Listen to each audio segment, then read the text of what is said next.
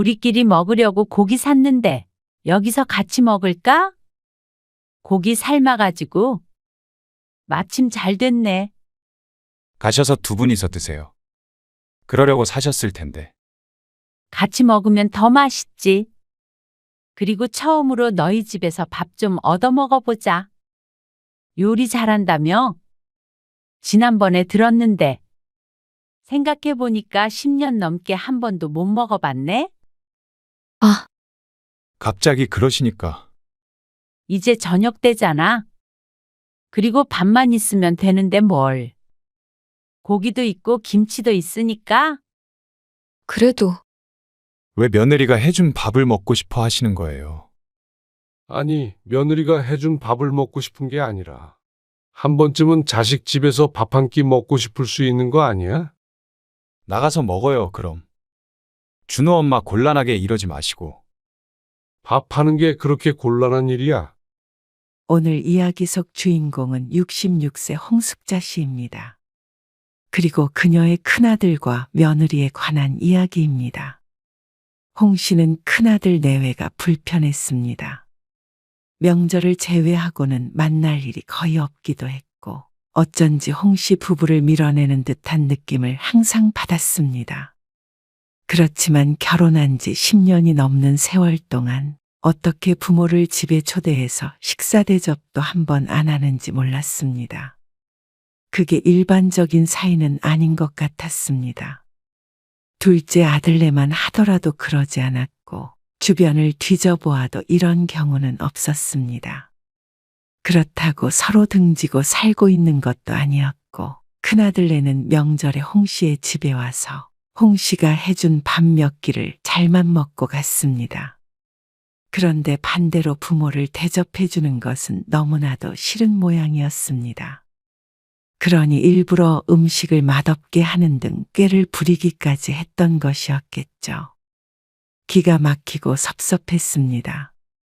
그래놓고는 저들이 조금이라도 서운한 건 참지 못하는 이중적인 태도에 질려버렸습니다.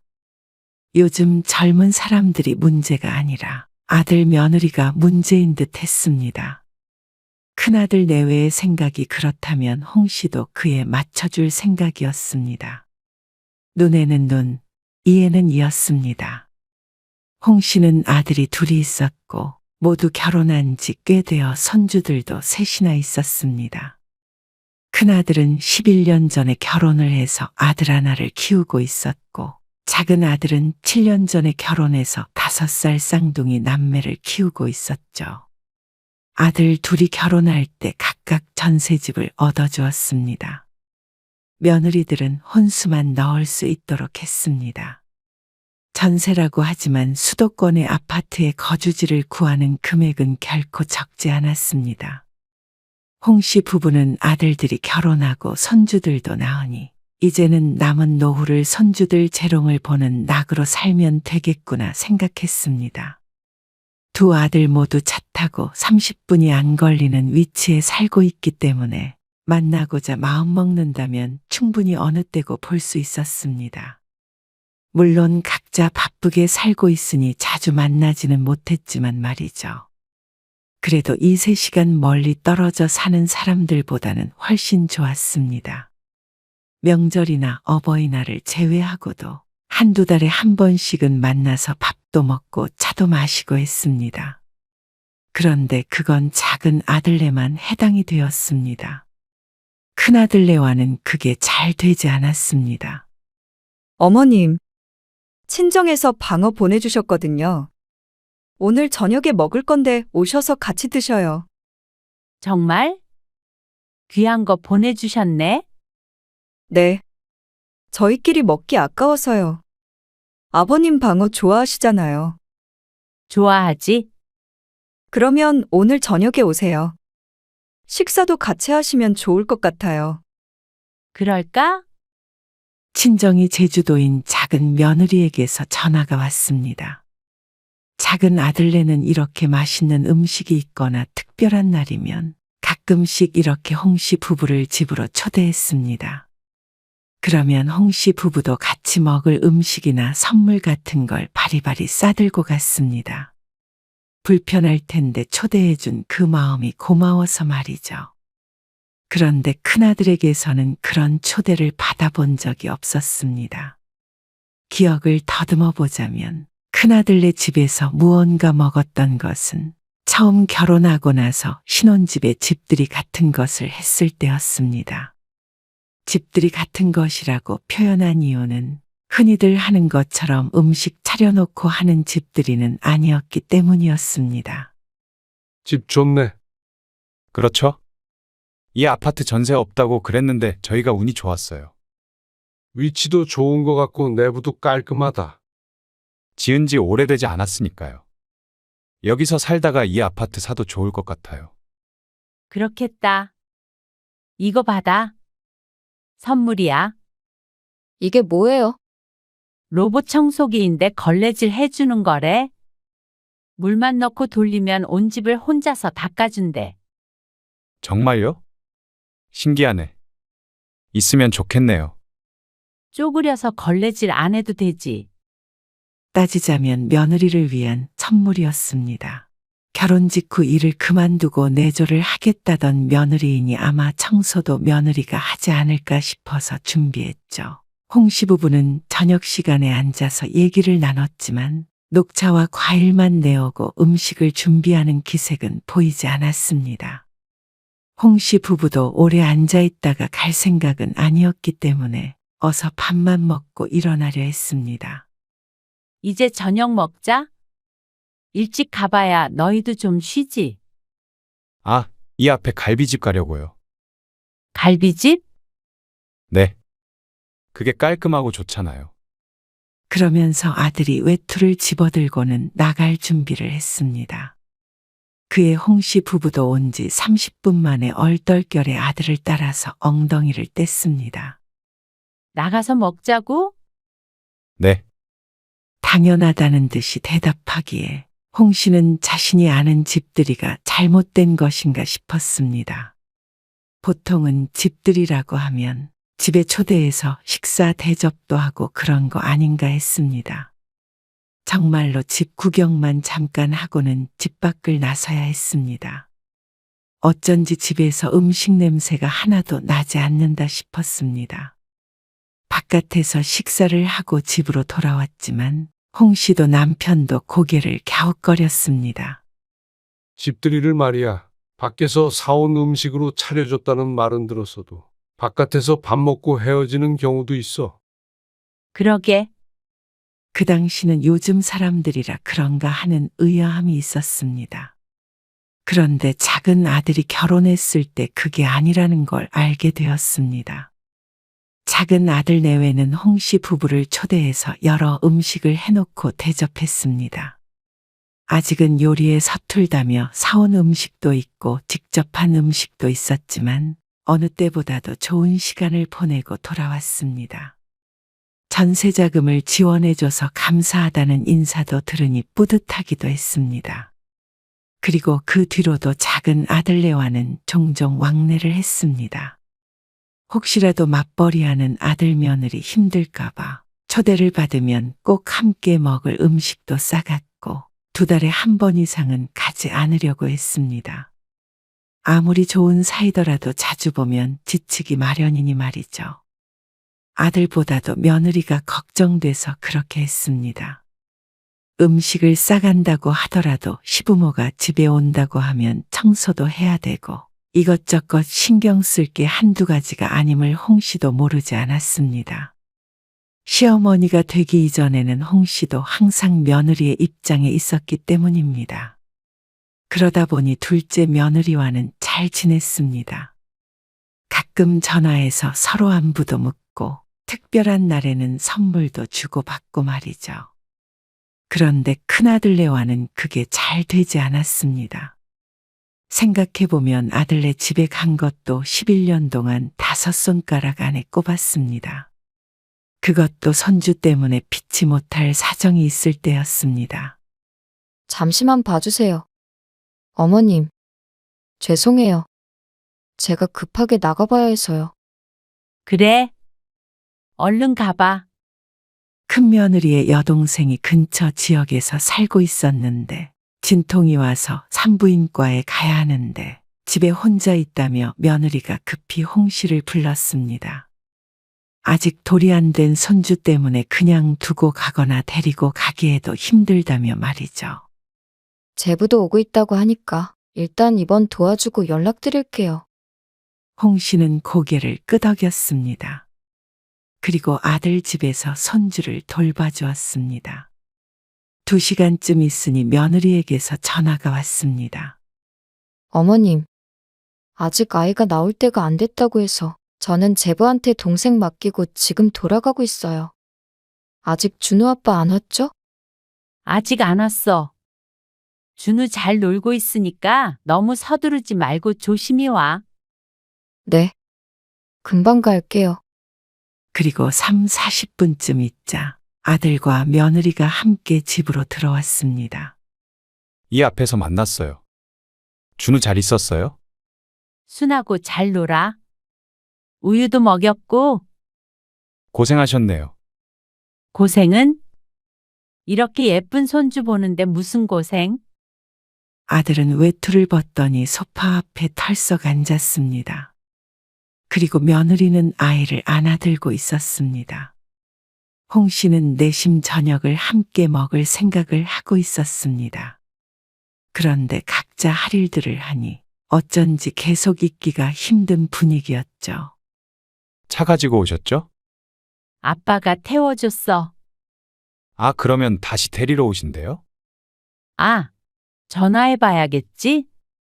아들의 말에 홍 씨가 남편과 통화를 했습니다. 남편은 벌써 오느냐며 의아해했고 20분이 좀 넘었을 때 1층 주차장으로 내려오라고 남편이 전화를 했습니다. 아버지 오셨댄다. 그럼 가볼게. 네. 조심히 가세요. 안녕히 가세요. 아들 며느리의 배웅을 받고 집을 나왔는데 어쩐지 섭섭했습니다. 그래도 급하게 와서 몇 시간 동안 아이를 봐줬는데 저녁 시간에 같이 밥 먹잔 소리도 안 하고 이렇게 바로 돌려보내는지 다소 황당했습니다. 홍 씨가 먹든 안 먹든 함께 먹자고 말이라도 하는 게 당연하다고 생각했습니다. 그게 매너가 아닌가 싶었습니다. 그런데 얼른 가보라는데 자리를 지키고 있을 만한 뻔뻔함이 홍 씨에게는 없었습니다. 그래서 급하게 나와서 남편의 차를 타자 질문이 날아왔습니다. 왜 밥도 안 먹고 벌써 와? 홍 씨가 대답을 않고 있자 남편이 중얼거렸습니다. 당신 당연히 밥은 먹고 올 줄 알고 밥 차렸다가 다시 냉장고에 넣었어.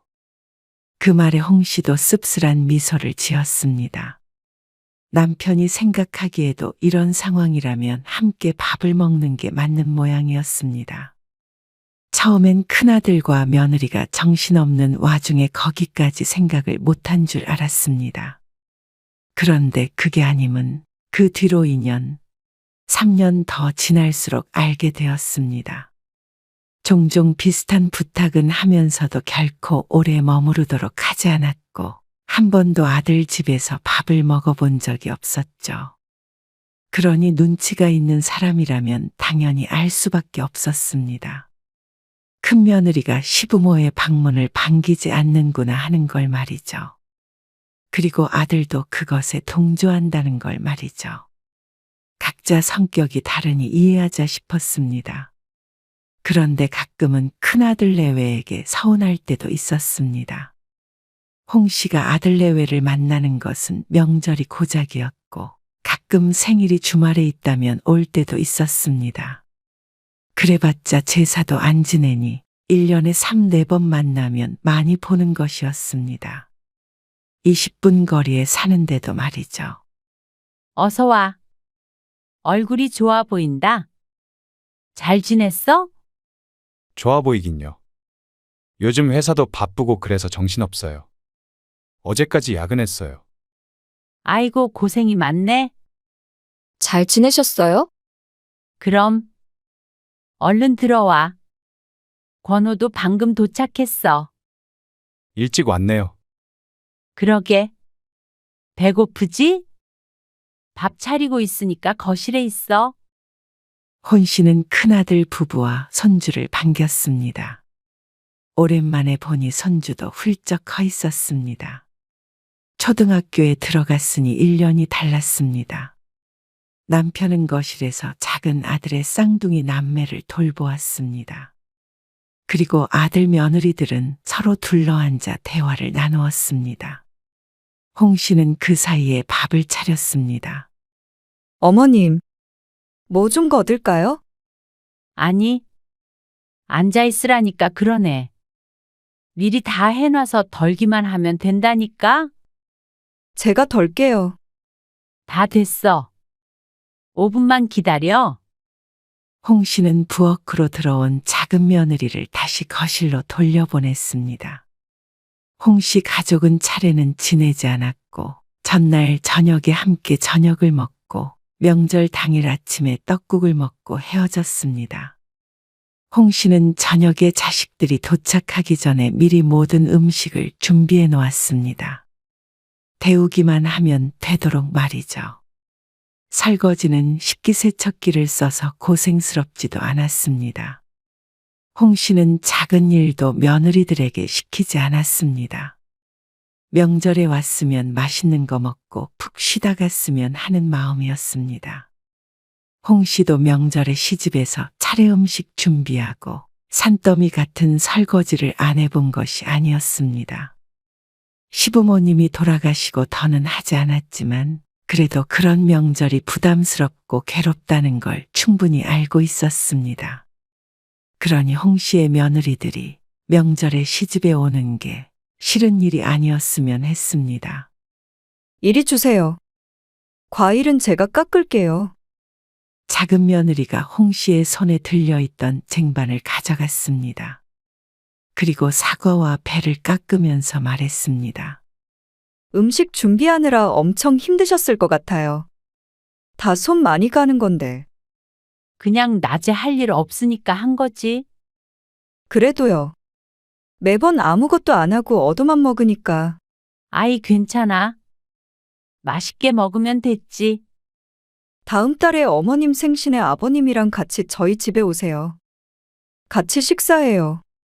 그땐 제가 맛있는 거 많이 해놓을게요. 말이라도 고맙네. 말만 그런 거 아니에요. 홍 씨는 작은 며느리의 말에 웃었습니다. 그리고 그때 사과를 아삭아삭 먹고 있는 큰 며느리와 눈이 마주쳤습니다.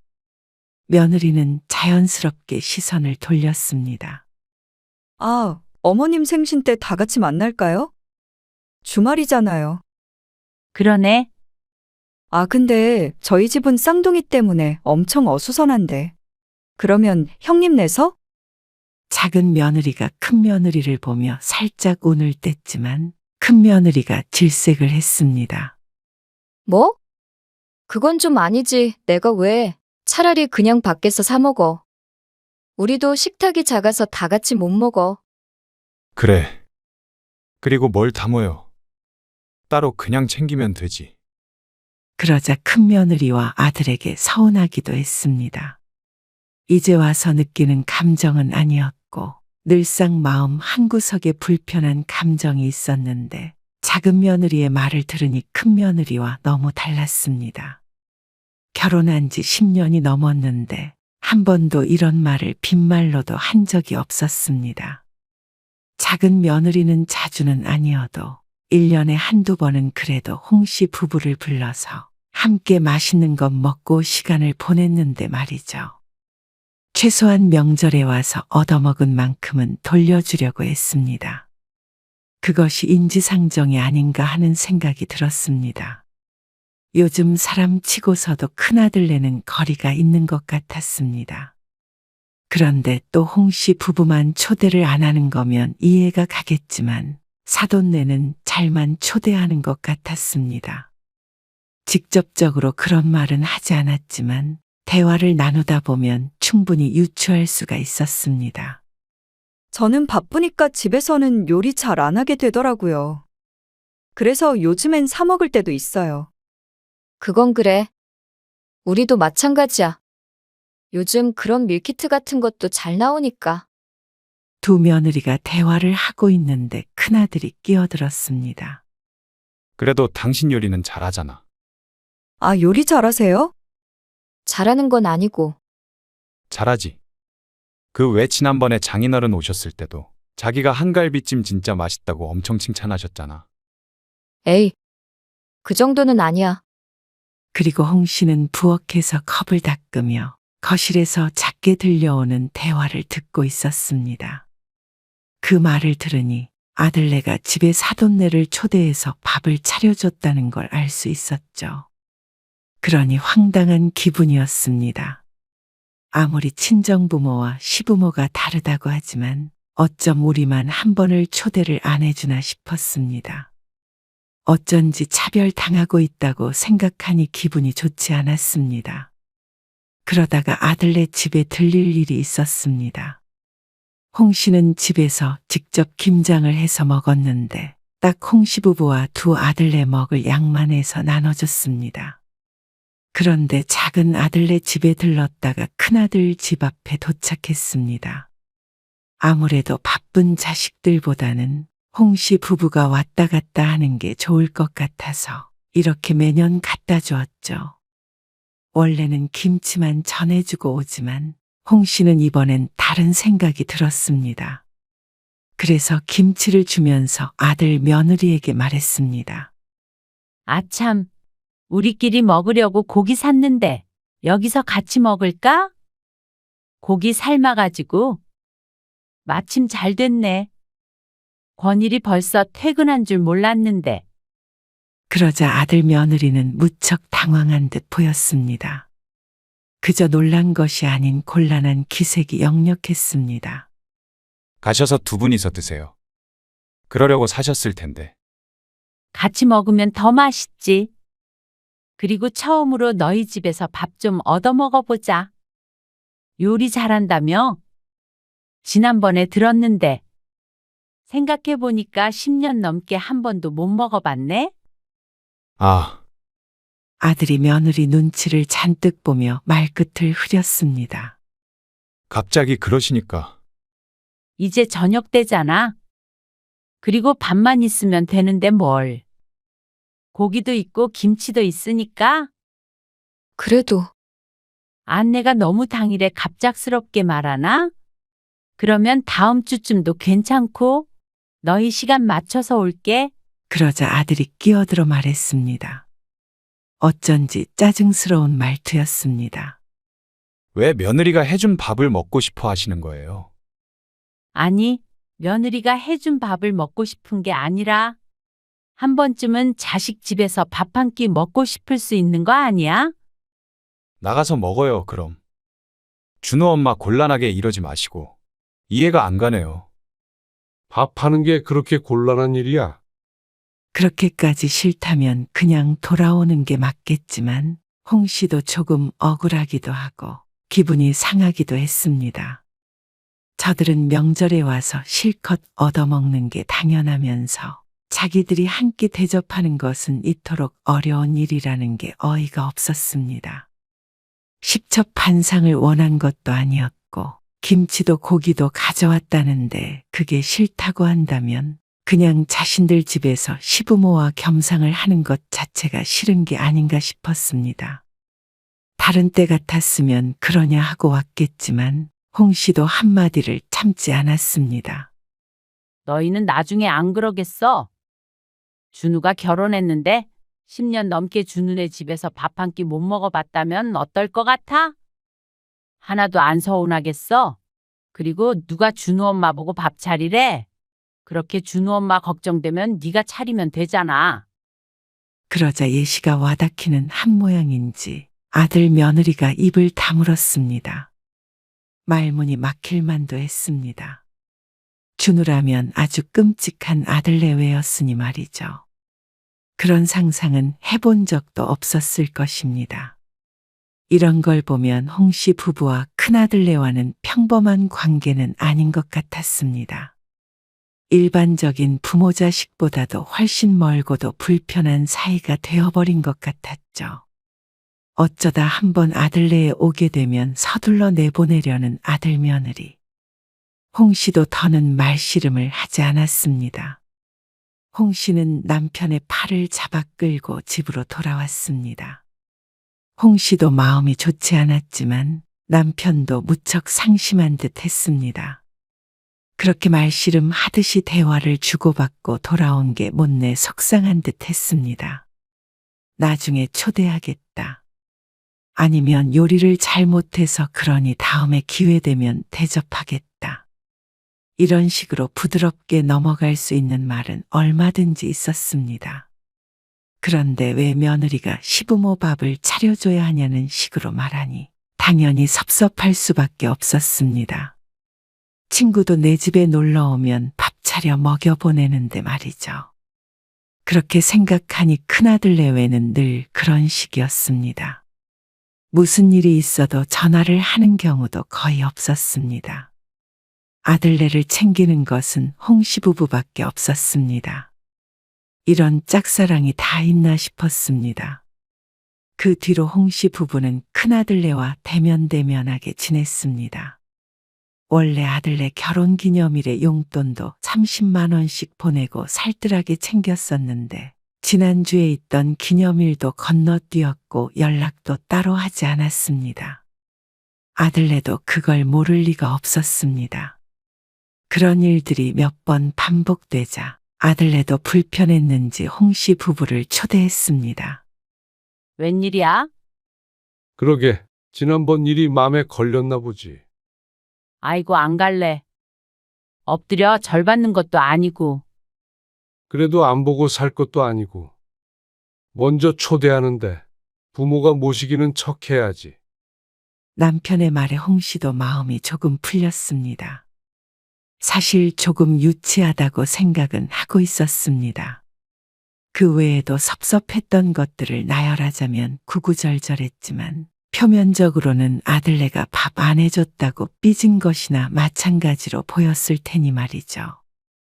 그래서 갔던 아들네에서 홍 씨는 황당하고도 불쾌한 경험을 하게 되었습니다. 괜히 갔다 싶을 만큼 어이없는 일이었습니다. 아들네 집에 가니 밥상을 그럴싸하게 차려놓았습니다. 요리를 잘한다더니 정말 그런 것 같았습니다.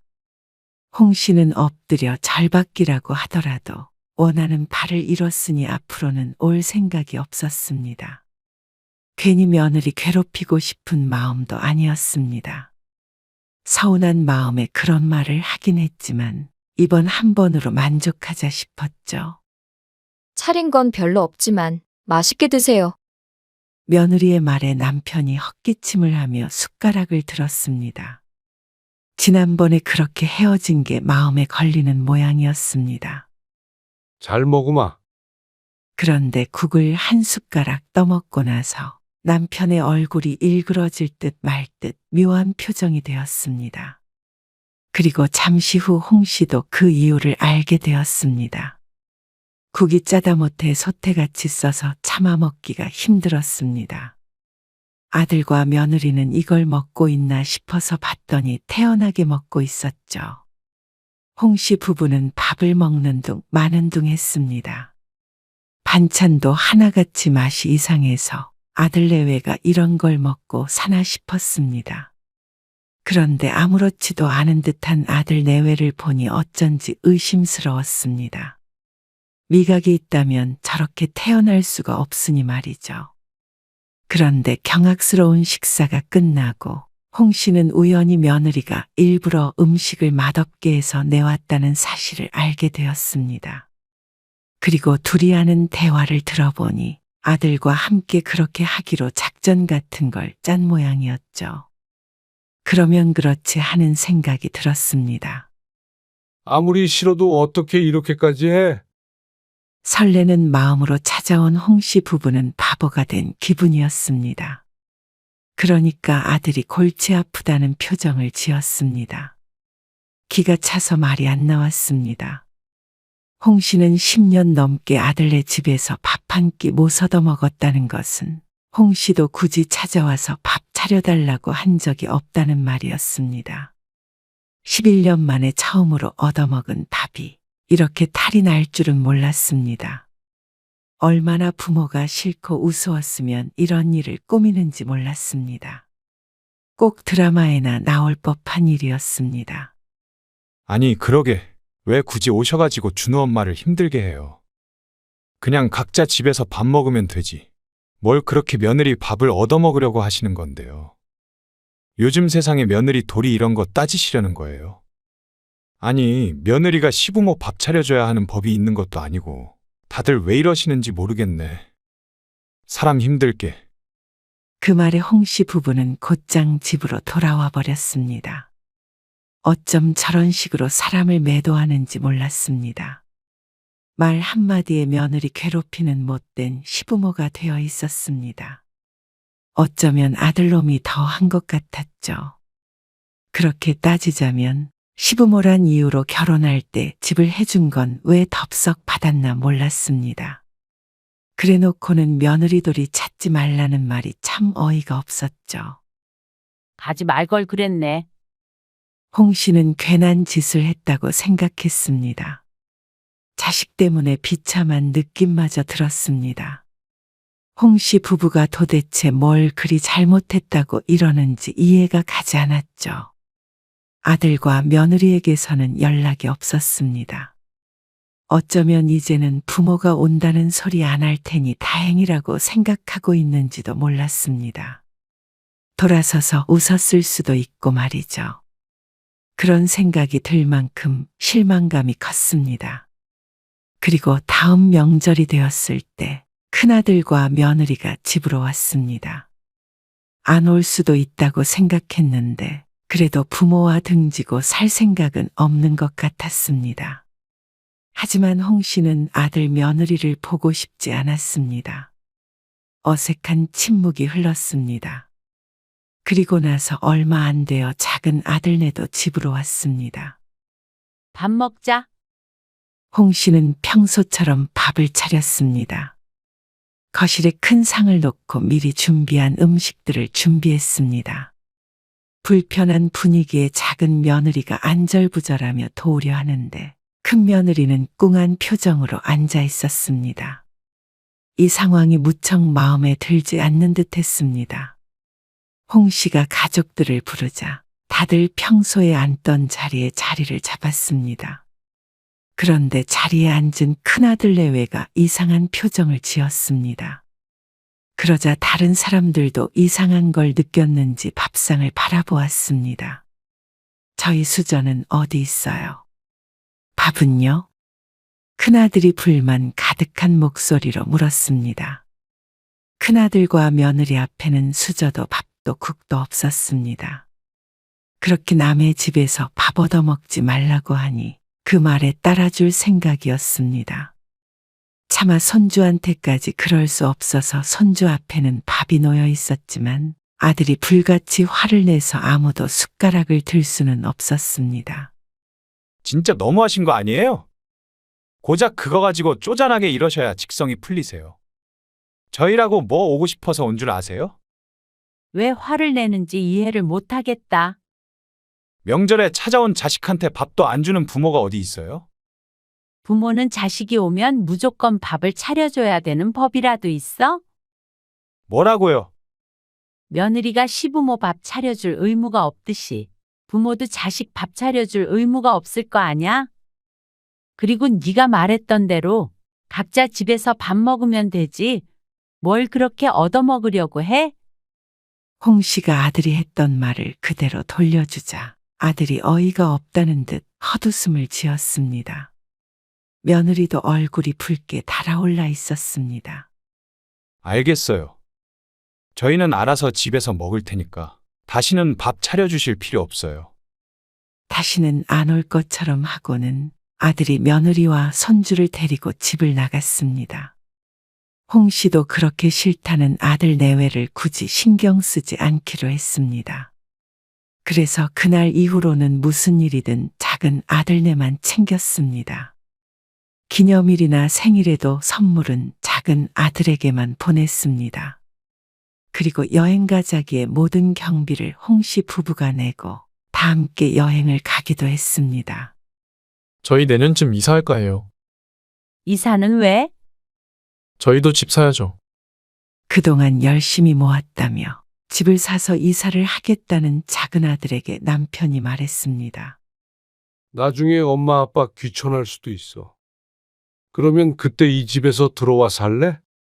그러자 작은 아들은 잠시 놀라더니 고개를 저었습니다. 이미 다 계획이 되어 있으니 굳이 필요 없다며 말이죠. 말씀이라도 그렇게 해주셔서 감사해요. 그러자 어느 날인가 작은 아들네로부터 그런 얘기를 들었는지 큰아들과 연락을 안 하고 산지 반년이 넘어서 아들에게서 먼저 전화가 왔습니다. 제가 생각이 짧았어요. 저는 그냥 준호 엄마가 시집살이 때문에 힘든 일 생길까봐 애초에 그런 일을 안 만들려고 그랬던 거예요. 그래? 참 짧았다. 계속 그렇게 짧게 살던지 마음대로 해. 난 이제 신경 안 써. 홍 씨는 지금으로서는 아들 며느리를 다시 볼 생각이 없었습니다. 아들네를 도와주고 밥 한 끼 못 얻어먹고 쫓겨나듯이 집을 나왔던 일, 일부러 소태 같은 국을 내왔던 일, 며느리 도리를 바라지 말라고 말했던 일들이 아직도 기억에 생생했습니다. 그저 저들이 불리한 상황이 된 것 같으니 손바닥 뒤집듯이 태도를 바꾼 것조차 마음에 들지 않았습니다. 며느리 도리 바라지 말라고 하더니 부모로부터 받을 수 있는 것들에 대한 미련은 철철 넘치는 것 같았습니다. 그런데 뭐가 예쁘다고 홍 씨가 큰아들 부부를 챙길까요? 뒤늦게 후회를 한 건지 또다시 눈 가리고 아웅하려는 건지 모르겠지만 적어도 앞으로 몇 년 몇 큰아들네를 돌아볼 마음이 없었습니다. 지난 11년간 1년에 몇 번 보지도 않고 살았으니 그 몇 번 안 본다고 크게 다르지도 않았습니다. 홍 씨도 이제 자식답게 부모를 대하는 사람만 자식으로서 대할 생각이었죠.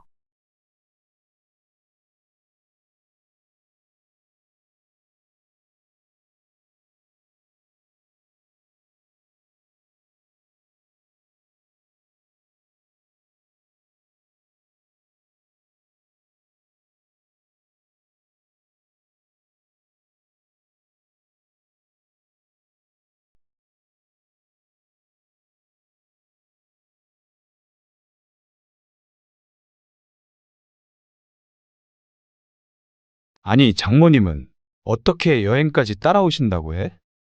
따라온다고 한 게 아니라 내가 같이 가자고 했지. 나는 당연히 같이 가는 건 줄 알고. 아니, 아무리 당신이 같이 가자고 했어도 눈치가 있으시면 안 간다고 하셨어야지. 엄마가 안 간다고 하긴 했는데 안 간다는 장모님을 왜 굳이 같이 가자고 그래? 우리 가족끼리 오붓하게 시간 좀 보내고 싶은데 모처럼 휴가인데 말이야. 내가 집에서도 늘 불편하게 있는데 여행 가서까지 장모님 눈치 봐야 해? 그럼 앞으로 여행 갈 때마다 다 같이 가. 뭐 할 때마다 장모님이랑 같이 할 거야? 오늘 이야기 속 주인공은 72세 전진숙 씨입니다. 그리고 그녀의 딸과 사위에 관한 이야기이죠. 전 씨는 딸과 합가를 했다가 깊은 후회를 하게 됐습니다. 그렇게 애틋하던 외동딸이었는데 서로에게 학을 떼는 데에는 1년이 채 걸리지 않았습니다. 사정상 같이 살게 됐으면 불만이 있어도 서로 맞춰가야 한다고 생각해서 뭐든 참았습니다. 전씨라고 사위와 함께 사는 게 편하지 않았습니다. 백년 손님이라는 말이 괜히 있는 말이 아니었으니 말이죠. 내 집인데도 늘 손님이 와 있는 것처럼 지냈습니다. 하지만 그런데도 딸과 사위는 자신들만 힘들다고 난리였습니다. 1년 만에 분가하자는 딸과 사위의 말에 전씨도 콧방귀를 뀌었습니다. 내심 전씨도 바라던 바였습니다. 그런데 이어지는 둘의 말이 황당하기 그지없었습니다. 분가는 하자면서 내 집에서 나갈 수는 없다는 말에 날강도가 따로 없다는 생각이 들었습니다. 그리고 저들이 얹혀 살았으면서 꼭 전씨를 위해 희생한 것처럼 구는 것이 기가 찼죠. 전씨는 이런 이기적인 자식을 더는 거둘 생각이 없었습니다. 전씨는 딸이 하나 있습니다. 외동딸이라 그런지 전 씨 부부와 딸 선영은 친구처럼 가까웠습니다. 남편도 딸 사랑이 지극했고 딸도 부모에게 살갑고 다정했습니다. 그래서 열 아들 부럽지가 않았죠. 어릴 때도 그랬지만 딸이 성인이 된 이후에도 사이가 좋았습니다. 대학에 진학하고 직장도 다니면서 따로 나가서 살기도 했지만 자주 왕래했습니다. 주말이면 집으로 와서 함께 시간을 보냈고 때론 여행도 다니니 주변에서도 참 화목한 가족이라고 했죠. 내가 나이 들어도 이렇게 다 같이 한 집에서 모여서 살면 좋겠다. 뭐? 그럼 결혼은 안 하게? 결혼해도 같이 살면 좀 그런가? 당연히 그렇지. 전 씨는 딸의 애교 섞인 말에 웃으며 대꾸했습니다. 말이라도 그렇게 하니 기분이 좋았습니다. 나중에 결혼해도 그 소리 하는지 한번 보자. 남편도 농담으로 웃어넘겼습니다. 몇 년 뒤 딸이 30이 되던 해에 결혼을 했고 아이들도 낳고 살았습니다. 그리고 어느 날 딸이 말했습니다. 박서방이랑 서로 약속했어. 뭘? 나중에 절대 양가 부모님 모시고 살지 않기로. 갑자기 왜? 내 부모랑은 살아도 상대방 부모랑은 못 살지. 절대 합가는 안 해. 그러면서 딸은 고개를 절레절레 저었습니다. 전 씨 앞에서 절대 부모를 모시고 살지 않겠다고 하니 전 씨도 기분이 좋지는 않았습니다. 전 씨도 나중에 자식에게 부양해달라고 할 마음은 없었지만 그래도 듣기 좋은 말은 아니었습니다. 그래. 각자 잘 살면 되지. 딸이 그렇게 얘기한 이유는 물론 전 씨 때문은 아닐 것이었습니다. 여전히 사이가 좋았으니 말이죠. 전 씨는 이유가 짐작이 됐습니다. 절레절레 흔들고 있는 고개도 아마 안사돈 때문일 것이었습니다. 딸은 결혼하고 나서부터 시어머니 때문에 힘들다는 얘기를 입에 달고 살았습니다. 가까이 사는 탓에 시도 때도 없이 찾아와서 시집살이를 시킨다며 푸념을 하던 딸을 떠올리니 그런 말을 하는 것도 이해가 갔습니다. 솔직히 전 씨는 자식 걱정뿐이었습니다. 전 씨 부부를 데리고 살지 않아도 되니까 나중에 시부모 모시면서 마음고생 안 했으면 하는 마음이 컸습니다. 그렇지만 세상에 절대 쓰면 안 되는 단어가 절대라는 단어라고 어디선가 들은 적이 있습니다. 그리고 그게 맞는 것 같았습니다. 전 씨는 칠순이 지나 딸 가족과 합가를 하게 되었습니다. 전 씨가 나이 들어 병이 들었다거나 그런 이유는 아니었습니다. 전 씨 입장에서도 원치 않은 일이었습니다. 3년 전, 전 씨의 남편은 세상을 떠났습니다. 병환으로 병원에 1년간 입원해 있다가 결국 눈을 감았죠. 위독한 상태로 오래 있었지만 한동안 정신없는 생활을 했습니다. 마음이 헛헛하고 앞으로 홀로 살아야 한다는 사실이 아프게 다가왔습니다. 하지만 시간이 약이라고 1년 정도 그렇게 사니 혼자 사는 삶도 적응이 됐습니다. 엄마 뭐해? 복지관 왔어. 노래 교실인가 뭔가 그거? 맞아. 아무튼 재미있게 사시네. 무슨 일이야? 그냥 할 말도 있고. 무슨 말? 내가 이따가 퇴근하고 엄마 집으로 갈게. 가서 얘기해. 혼자 올 거야? 애들은? 집에 두고. 오늘 박서방 일찍 끝난대. 그래. 이따가 봐. 보통은 와도 주말에 올 텐데 평일 저녁에 오겠다는 말에 의아했습니다. 어쨌거나 딸이 온다니 반가웠습니다. 전 씨는 노래 수업이 끝나고 집으로 돌아왔습니다. 딸이 온다기에 괜히 깨끗한 집안을 다시 청소했습니다. 전 씨는 남편 없이 나름대로 평화로운 노후를 보내고 있었습니다. 큰 돈 쓸 일 없이 복지관에서 노래나 스마트폰 교육 같은 걸 찾아 들으면서 말이죠. 남편은 없지만 이렇게 사는 인생도 나쁘지 않다고 생각했습니다. 혼자인 것은 그것대로의 장점이 있었습니다. 밥도 먹고 싶은 때 먹고 하고 싶은 거 맘껏 하고 말이죠.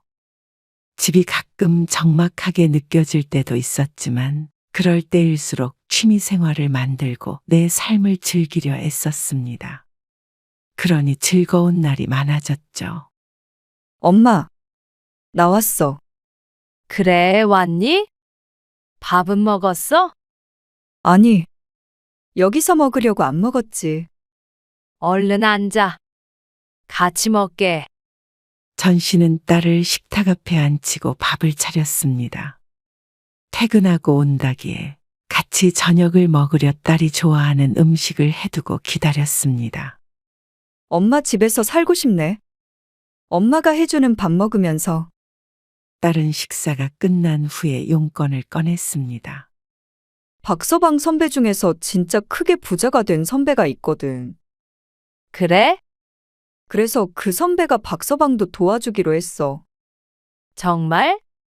어떻게? 잘 됐네. 투자만 하면 무조건 돈 벌 수 있는 거야.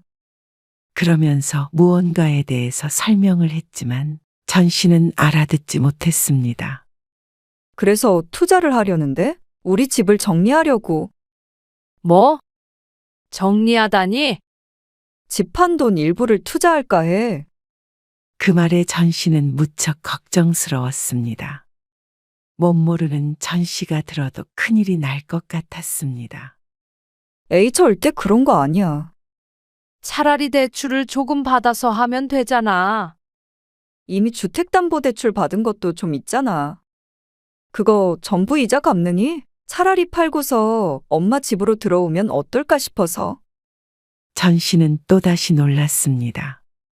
절대로 양가 부모는 모시고 살지 않겠다던 딸이 먼저 합가 얘기를 꺼내니 말이죠. 어차피 엄마도 혼자잖아. 그냥 합쳐서 살면 좋지 않을까. 엄마는 안 외롭고. 우리는 일 늦게 끝나면 엄마가 애들도 좀 챙겨주고 하면 좋지. 그래도 그게 단순한 문제가 아니잖아. 전 씨는 걱정이 앞섰습니다. 건강이나 피치 못할 이유 때문이 아닌 돈이 얽힌 문제였기 때문에 나중에 서로 힘들어지는 일이 생기지 않을까 생각했습니다. 그리고 같이 살다 보면 서로 불편할 테고 말이죠. 불편하다니? 절대 그런 일 없어. 왜 같이 못 살아? 엄마가 뭐 나 시집살이 시키는 것도 아니고 박서방도 엄마랑 같이 있는 거 안 불편해해. 명절 때 봐서 알잖아. 아들이었다면 단박에 거절했을 것이지만 딸이기에 전 씨도 고민이 됐습니다. 하지만 선뜻 그러자고 하지 못했습니다. 박서방이 먼저 그러자고 한 거니까 걱정 말고 잘 생각해봐, 엄마. 우리한테 진짜 좋은 기회니까. 그러고서 딸은 전 씨의 집을 나갔습니다. 전 씨는 며칠간 고민을 하다가 딸에게 전화해서 거절의 뜻을 밝혔습니다. 집까지 팔아가며 투자를 한다는 것도 걱정이 됐고 함께 사는 문제도 아무리 생각해 보아도 좋은 방법이 아닌 것 같았습니다. 그런데 그 다음 주에 딸이 아닌 사위에게서 전화가 왔습니다. 장모님, 이번 기회 놓치기 힘들어서 어차피 집은 팔 거예요. 장모님이 합가 못한다고 하셔도요. 그러면 아마 월세로 갈 것 같아요. 그래서 되도록이면 장모님이 함께 살아주셨으면 해요. 그러면서 전 씨를 설득했습니다. 전혀 위험한 일이 아니고 2, 3년이면 크게 수익이 크게 날 것이라고 했습니다. 그러면 그때 더 큰 집으로 같이 옮기자고 했습니다. 맞벌이에도 부자가 될 수 없는 것이 현실이라며 아이들을 좀 더 잘 교육시키고 풍족하게 키우고 싶다고 했습니다. 물론 꼭 그 이유 때문만은 아니에요. 장모님 혼자 계신 것도 걱정되고요. 선영이도 항상 신경 많이 써요. 근데 같이 살면 그런 일 없잖아요. 장모님은 그냥 계시면 되고 저희만 들어가면 되는 거니까 부담 가지실 필요 없죠. 사위까지 그러니까 전 씨는 차마 또다시 거절할 수가 없었습니다. 사위 말대로 전 씨가 이사를 가거나 전 씨의 집을 팔아야 하는 상황이 아닌 이상 합가 문제만으로 거절하기엔 너무 매정한 듯 했죠. 그렇게 전 씨와 딸의 가족은 합가를 했습니다. 아이들은 할머니와 같이 산다며 좋아했고 그런 아이들을 보니 전 씨도 기분이 좋았습니다. 딸 부부가 맞벌이를 하다 보니 일이 늦게 끝나면 아이들만 집에 있는 경우가 덜어 있었는데 그 시간에 전 씨가 함께 있어줄 수 있어서 다행이었습니다. 엄마랑 같이 지내니까 마음 편하게 일해서 너무 좋다. 맞아요. 항상 야근할 때도 신경 쓰였는데. 그래. 나도 애들도 보고 그러니까 좋네. 늘 집에 혼자만 있다가 처음엔 모두에게 잘된 일이라고 생각했습니다. 물론 늘 좋은 일만 있을 수는 없겠지만 같이 잘 맞춰가며 살아야겠다고 생각했습니다. 서로 희생한다고 생각하지 말고 말이죠. 그래서 전 씨는 일하는 딸 부부의 밥도 챙겨주고 집안일도 도맡아 했습니다. 혼자 살 때보다 일은 많이 늘었지만 그래도 집에 있는 시간이 긴 것이 전 씨이기 때문에 당연하다고 생각했습니다. 아이들도 어느 정도 커서 집을 크게 어지르지도 않았고 밥하고 빨래하는 것만 하면 크게 손 갈 것도 없었습니다. 나이 먹고 할 일 많으면 좋지 뭐. 집에선 가끔 심심할 때도 많았는데 오히려 부지런히 움직여서 건강해지겠구나 생각했습니다. 오늘 늦니? 둘 다 늦을 것 같으니까 애들이랑 밥 먹어. 그래, 알았어. 너무 좋다. 그치? 그런데 같이 살다 보면 좋은 점만 보이는 것은 아니었습니다. 당연히 같이 있는 시간이 늘면 서로가 몰랐던 단점들을 알게 되는 것이 당연했죠. 사위는 요즘 젊은 남자들답지 않게 가부장적인 타입이었습니다. 그래서인지 집안 살림은 거의 손을 대지 않았습니다. 합가하기 전에 딸이 회사 다니며 집안일까지 대부분 혼자서 했다는 걸 최근에 알게 되었습니다. 명절에도 손 하나 까딱 하지 않는 건 알고 있었지만 명절이라 그런 줄 알았습니다. 집에서는 어련히 잘하겠지 생각했죠. 그런데 이제 보니 죽은 전 씨의 남편보다도 더 한 것 같았습니다. 그렇다고 딸이 가만히 있는데 전 씨가 사위에게 이래라 저래라 할 수도 없었습니다. 차라리 합가를 해서 다행이라고 생각했습니다. 전 씨가 있으니 적어도 딸의 고생은 덜어줄 수 있으니 말이죠. 그리고 딸은 같이 사니까 그런 것인지 아니면 원래 그랬는지 몰라도 잔소리가 많았습니다.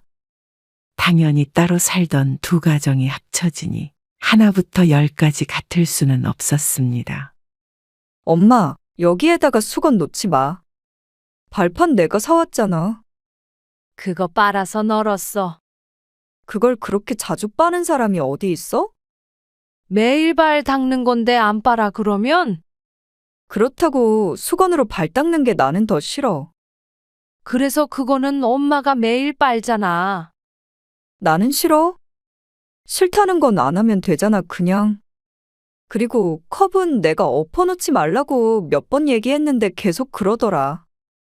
그래야 물기가 빠지지. 물기는 똑바로 놔도 말라. 엎어놓으면 입 닿는 부분이 밑으로 가서 찝찝하단 말이야. 당연히 살림하는 방식은 서로 다를 수밖에 없었습니다. 딸도 10년 넘게 자기 살림살이가 있었으니 이해가 됐습니다. 하지만 서로 맞춰갈 생각은 하지 않고 전심한 나무라는 딸에게 서운하기도 했습니다. 그러면 네가 하던가. 시간 많으면 내가 했지. 어차피 하는 거 그냥 그렇게 해주면 안 돼?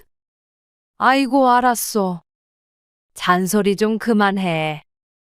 하지만 더 예민한 사람에게 전 씨가 맞출 수밖에 없었죠. 내일은 이불도 싹 빨아야 될 것 같아. 좀 꿉꿉한 냄새가 나는 것 같아. 그래. 알았소. 어떨 때는 스스로 할 수 있는 일도 전 씨를 너무 부려먹는 것 같기도 했습니다. 하지만 전 씨가 이런 생각을 했다는 것은 반대로 말하자면 딸 부부도 전 씨에게 서운한 점이나 불만이 있을 수 있다는 말이었습니다. 오늘 저녁은 그냥 보쌈 시켜 먹자. 보쌈? 돼지고기 사다가 삶으면 되잖아. 언제 삶어 그거를? 금방 삶지. 해줘? 아니, 그냥 시켜 먹어. 시켜 먹는 게 더 맛있어. 김치 같은 것도 오고. 얘는 돈 아깝게. 어휴, 그런 말 하지 말어. 요즘은 사 먹는 게 더 맛있어. 그러면서 딸은 전 씨에게 고리타분한 소리를 한다며 핀잔을 했습니다. 아무래도 혼자 살 때 배달 음식을 시켜 먹지 않았던 전 씨이기 때문에 서로를 이해하지 못했습니다. 그러던 어느 날은 손주들이 쓰는 작은 방을 청소하다가 침대 밑에 들어가 있던 치킨 상자를 발견했습니다. 뼈만 남아 있었는데 오래되지 않은 걸로 봐서는 최근에 먹은 것 같았죠. 집에 계속 있었는데 언제 치킨을 시켜 먹었는지도 알 수 없었습니다. 그리고 그걸 침대 밑에다 넣어둔 것도 이상했습니다.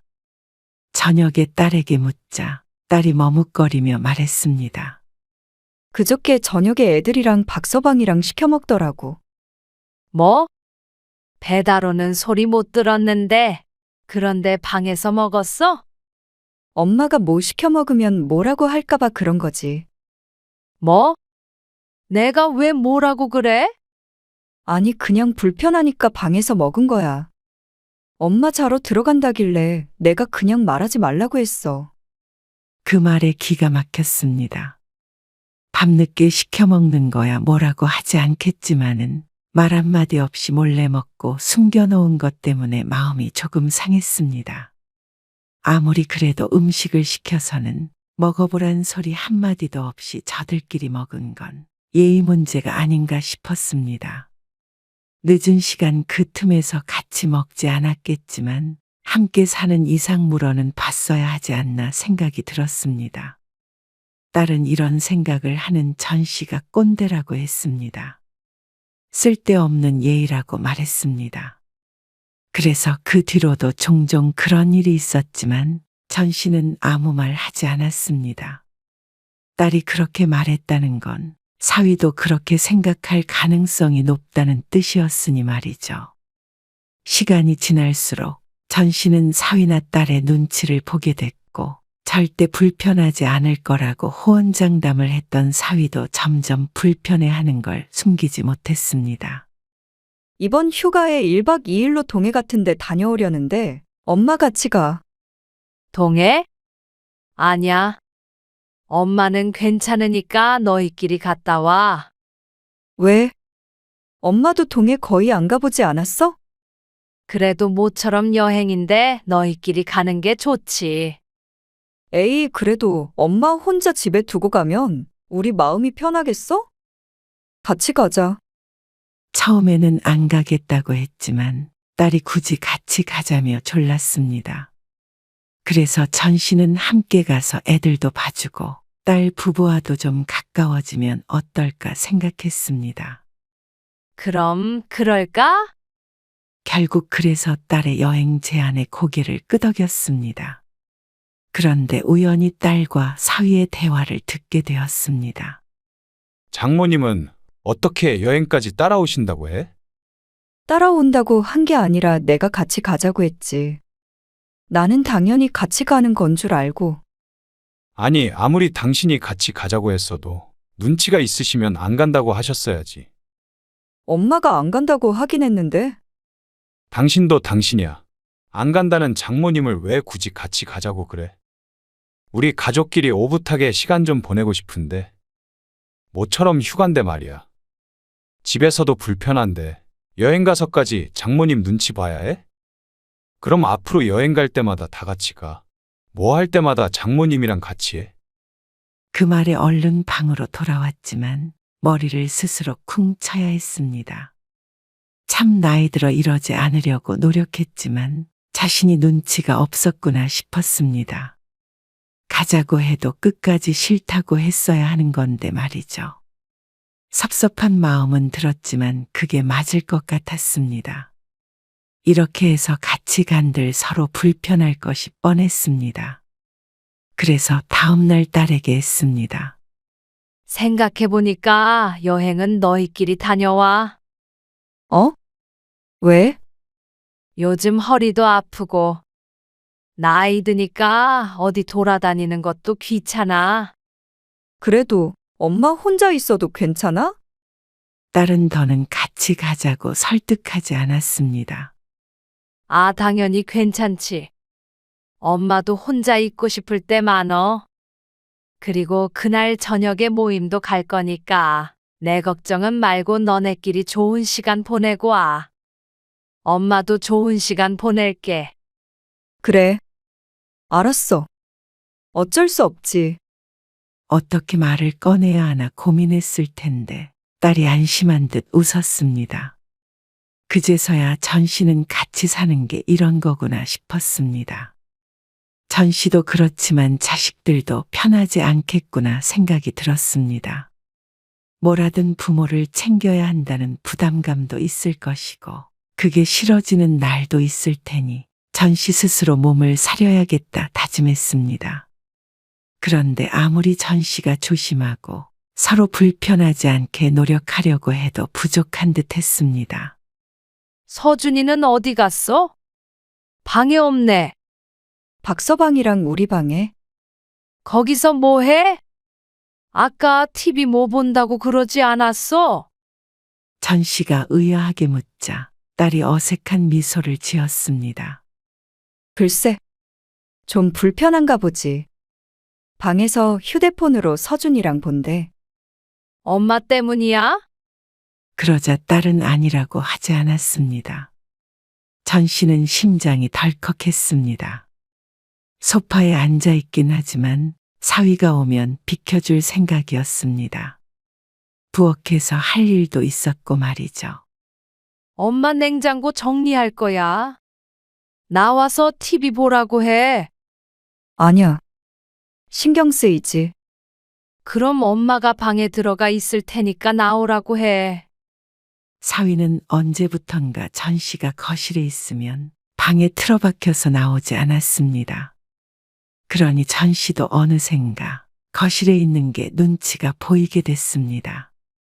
괜히 사위를 방에 가둬두는 것 같아서 그랬습니다. 엄마 방에 작은 TV 하나 둬야겠다. 딸에게 그렇게 말했더니 딸은 오히려 좋아했습니다. 그 말을 기다린 사람처럼 말이죠. 그 뒤로 전 씨는 대부분 시간을 방에서 보내게 되었습니다. 사위가 출근하면 맘 편히 있다가 퇴근하면 저녁을 먹고 자연스럽게 안방으로 향했죠. 그러다 보니 꼭 내 집에서 왕따라도 당하는 것 같은 기분이었습니다. 지은 죄도 없는데 사위와 딸을 피해 도망 다니는 것 같았습니다. 그런데도 불구하고 사위의 퇴근 시간이 점점 늦어졌습니다. 박서방은 아직도 일이 안 끝났대? 몰라. 그런가 보지. 딸의 신경은 날로 날카로워졌습니다. 무슨 문제가 있는지는 모르겠지만 어쩐지 전 씨는 자신이 무관하지 않다는 느낌이 들었습니다. 사위가 8시 넘어서 들어오는 건 이제 아주 평범했고 10시를 넘기는 날도 왕왕 있었습니다. 그럴 때면 딸은 괜스러 전 씨에게 신경질을 냈습니다. 그래서 나 때문이구나 시옷 생각하게 되었죠. 그러다 보니 전 씨는 집에 있어도 전혀 편하지가 않았습니다. 20년 가까이 살아온 집인데도 숨이 막히는 듯 했습니다. 매일 손님을 맞이하는 것 같았습니다. 뭐라든지 자식들 눈치를 봐야 했으니 말이죠. 안에 누구 있어? 네. 장모님, 저 있어요. 아이고, 미안하네. 전 씨는 서둘러 방으로 돌아갔습니다. 안방 화장실은 이미 손주가 들어가 있었습니다. 보통은 안방 화장실만 쓰는데 급해서 거실 화장실을 갔더니 하필이면 사위가 있었죠. 그저 놓고만 했을 뿐인데 화들짝 놀란 자신 스스로에게 헛웃음이 나왔습니다. 내 집이 아닌 것 같았습니다. 같이 살기로 결정하면서 각오는 했지만 이렇게 힘들 줄은 꿈에도 몰랐습니다. 그리고 딸은 그 중간에서 너무 스트레스 받아 했습니다. 악순환이 반복되었습니다. 그러던 어느 날이었습니다. 합가한 지 1년이 채 안 되었을 때 딸이 전 씨에게 통보했습니다. 분가하려고. 분가? 이렇게 계속 엄마랑 같이 살다가는 이혼하겠어. 지긋지긋하다 정말. 밑도 끝도 없이 이제는 따로 살자고 했습니다. 그 속은 짐작이 같지만 그래도 꼭 분가의 원인이 전 씨인 것 마냥 말하는 딸에게 기가 찼습니다. 그렇지만 전 씨는 오히려 잘 됐다고 생각했습니다. 딸내 가족을 내쫓는 꼴이 될까봐 먼저 말은 못했지만 딸이 먼저 그렇게 말해주니 고맙기까지 했습니다. 나갈 집은 구했어? 그러자 딸이 기막힌 얘기를 태연이도 했습니다. 엄마도 알잖아. 우리 돈 묶여 있는 거. 당장 우리 살 집을 구하긴 힘들어. 보증금도 한두 푼도 아니고. 그러면 근데 엄마 혼자 지낼 집은 구하기 쉽지. 뭐? 그래서 어떻게 하겠다는 거야?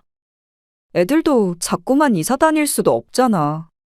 집도 불안정하고. 그래서 박서방이랑 얘기해봤는데 근처에 엄마 살 곳을 우리가 구해줄게. 내가 살 곳이라니. 내 집 놔두고 내가 어디 살아? 엄마는 혼자니까 작은 집에서 살아도 되잖아. 전 씨는 도대체 무슨 말인지 알 수가 없었습니다. 딸의 말대로라면 전 씨 보고 내 집을 두고 나가라는 말이었습니다. 하지만 딸은 제대로 들었다는 듯이 고개를 끄덕였습니다. 그게 경제적으로 훨씬 이득이잖아. 우리가 나가서 살려면 비용이 너무 많이 들어. 그렇다고 엄마를 쫓아내? 쫓아내는 게 아니라 같이 상의해서 더 좋은 방향으로 해보자는 거지. 이게 상이야? 통보하는 거지? 분가하는 건 나도 찬성이야. 엄마도 뭐 안 힘들었는 줄 알아? 이럴 거면 애초에 뭐하러 합가를 하자고 그랬어? 불편할 줄 전혀 몰랐던 것도 아니고 말이야.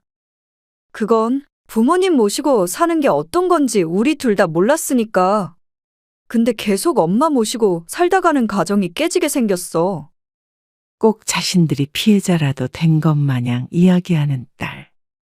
그렇게 앞으로 10년 넘게 어떻게 살아? 그래, 다 그렇다 쳐. 근데 집 팔고 투자한 건 너희인데 왜 집주인 보고 나가래? 나중에 엄마 아프거나 혼자 못 살 상황 되면 그때 이 집으로 다시 모시고 올 테니까. 모시긴 뭘 모셔? 내 집에서 쫓아냈다가 병들면 다시 들어오라는 게 모시는 거야? 참 희한한 말이다 정말. 그러면 내 식구가 나가야 마음이 편해? 자식은 나 하나고 나중에 이 집도 어차피 나 줄 거잖아. 뭐야? 그냥 집 크기만 좀 줄여서 가는 게 그렇게 싫어? 엄마는 자식 생각은 안 해? 나 1년 동안 마음고생 많이 해서 이것 봐. 머리카락도 빠졌어. 그게 내 탓이니? 합가하기 전에는 그런 적 없어. 딸은 전 씨에게 이기적이라고 했지만 오히려 전 씨는 딸보다 이기적인 사람은 듣도 보도 못했습니다. 어떻게 저들 아쉬울 때는 그렇게 사정해서 밀고 들어오고 먹고 살만해지니 집을 뺏어갈 생각을 할 줄은 몰랐습니다. 나가려면 너희가 나가. 안 말릴 테니까. 전 씨는 죽어도 딸의 말대로 해줄 수 없었습니다. 집 사서 나갈 형편도 안 되는 딸이 얻어주는 집이라고 해봤자 작은 집 월세일 텐데 다 늙어서 그렇게 바람 앞에 등불처럼 살고 싶지 않았습니다. 내 집도 없이 말이죠. 그러자 딸은 그날부터 전 씨에게 말을 걸지 않았습니다. 그리고 사위는 자꾸만 밖으로만 돌았습니다. 주말에도 집에 붙어 있는 법이 없었습니다. 딸 부부의 시위인 듯 했습니다. 하지만 그런다고 나갈 생각은 추호도 없었습니다. 그러니 딸이 얼마 뒤에 전 씨에게 부탁을 했습니다. 엄마, 요즘 나랑 박서방이랑 말도 안 해. 엄마는 정말 내가 이혼이라도 했으면 좋겠어? 나 여기 들어와서 잃은 게 너무 많아. 박서방이랑도 멀어지고 엄마도 그걸 원하는 건 아니잖아. 너 정말 부모 생각은 눈꼽만큼도 안 하는구나. 나도 이렇게는 못 살겠다. 내가 왜 내 집에서 맘 편히 있지도 못하고 자식에게 이런 비참한 취급을 당해야 해? 혼자 잘 살고 있었던 사람 힘들게 한 건 너희인데 말이야. 나도 내 노후의 삶이 있었어. 그런데도 힘들다길래 걷어줬더니 이렇게 등에 칼을 꼽는 자식이 어디 있어? 너희가 준비가 됐든 안 됐든 얼른 나가줬으면 한다. 뭐? 짐 싸서 빨리 나가. 오래 시간 못 줘. 엄마도 좀 편히 살자. 그러지 말고 내 말대로 해주면 안 돼? 박서방이 투자한 거, 그거 회수하면 그때 그걸로 좋은 집 사줄게. 말이 되는 소리를 해. 너희가 나가서 살다가 돈 벌면 그때 그걸로 너희 집 사. 그러면 되겠네. 그러고는 사위에게도 이사 준비를 하라고 말했습니다. 사위는 딸처럼 전 씨에게 따지지는 않았지만 그래도 전 씨를 원망하는 눈빛을 보냈습니다. 1년간 먹여주고 재워주고 고생했던 것은 하나도 생각이 안 나는 것 같았습니다. 그저 자기들만 힘들고 불편했다고 생각하는 듯했죠. 이래서 합가하고 싶지 않았습니다. 하지만 그렇게 사이 좋았던 딸이기에 어쩌면 같이도 잘 살 수 있을 거라고 생각했습니다. 그런데 그런 자식도 결혼하면 자기 가족밖에 없었습니다.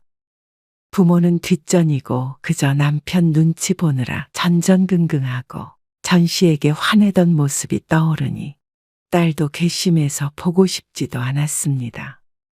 딸 가족은 한 달이 채 지나지 않아서 집을 나갔습니다.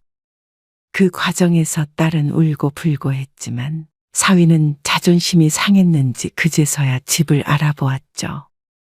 월세집으로 간다며 딸은 크게 낙담했지만 월세든 전세든 전 씨가 더 이상 관여할 문제는 아니었습니다. 전 씨도 지긋지긋했습니다. 더 이상 딸 걱정만 하다가 말년을 허비하고 싶지 않았습니다.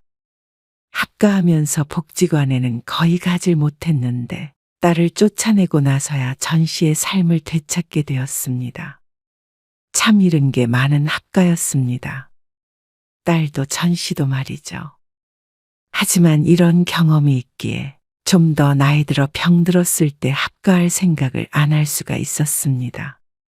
지금이야 건강하고 돈이 있으니 당당히 딸을 내보낼 수가 있었지만 더 늙고 힘없는 상태였다면 그대로 쫓겨와야 했을지도 몰랐습니다. 그렇게 생각하니 좋은 경험이었다고 여기기로 했습니다. 이기적인 자식도 인생에서 치워버렸고 말이죠. 전 씨는 다시 일상을 회복했습니다. 그리고 오랜만에 평화를 느꼈습니다.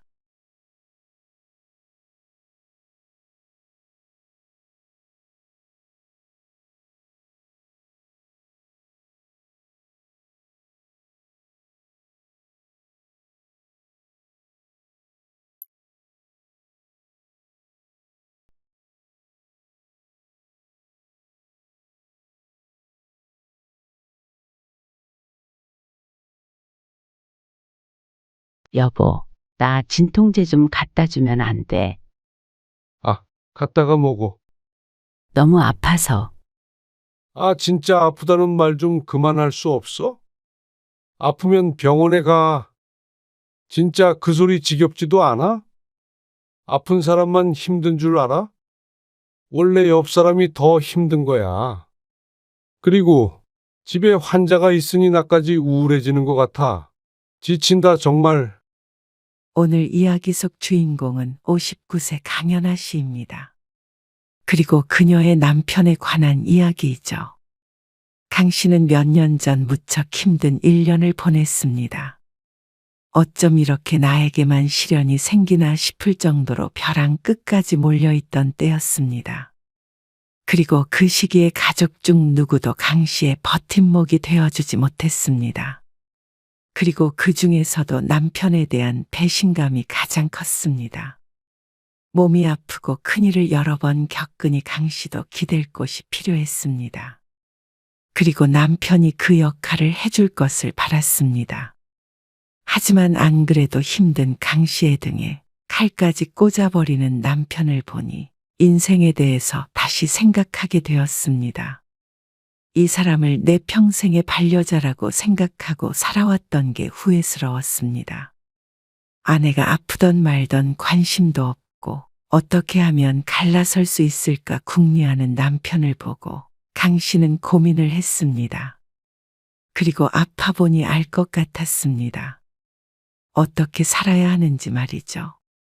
강 씨는 남편을 먼저 버리고 남은 인생을 혼자 살아가기로 마음먹었습니다. 강 씨는 평범한 인생을 살았습니다. 20대 중반에 남편을 만나서 결혼한 뒤 아들 둘을 낳았습니다. 키우면서 속상할 때도 있었고 행복한 때도 있었고 그렇게 남들과 다를 것 없이 살았습니다.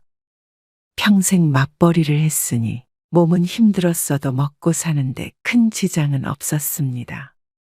두 아들은 모두 따로 살고 있는데 큰아들은 이미 결혼을 했고 작은 아들은 취직을 해서 독립했죠. 자식들에 대한 큰 걱정은 없었습니다. 둘 다 공부를 잘했던 덕에 좋은 직장에 들어가서 제 앞가림 잘하며 살고 있었습니다. 작은 아들만 결혼시키고 강 씨 부부도 은퇴하면 남은 노후만 즐기며 살자 서로 다짐했습니다. 지금까지는 돈 벌고 살림하고 자식들 키우느라 그렇게 살지 못한 것 같았습니다. 물론 행복했던 일상적인 순간들이야 많았지만 좀 더 평화롭게 인생을 즐길 수 있는 노후를 바랐습니다. 조금만 기다려. 나 퇴직하면 당신도 일 그만두고 그때는 여행 다니면서 살자. 그럼 아무도 일 안 해? 아, 그래도 먹고 살만 하잖아. 정 불안하면 둘이 알바라도 하면서 지내면 되지. 그래? 재밌겠네.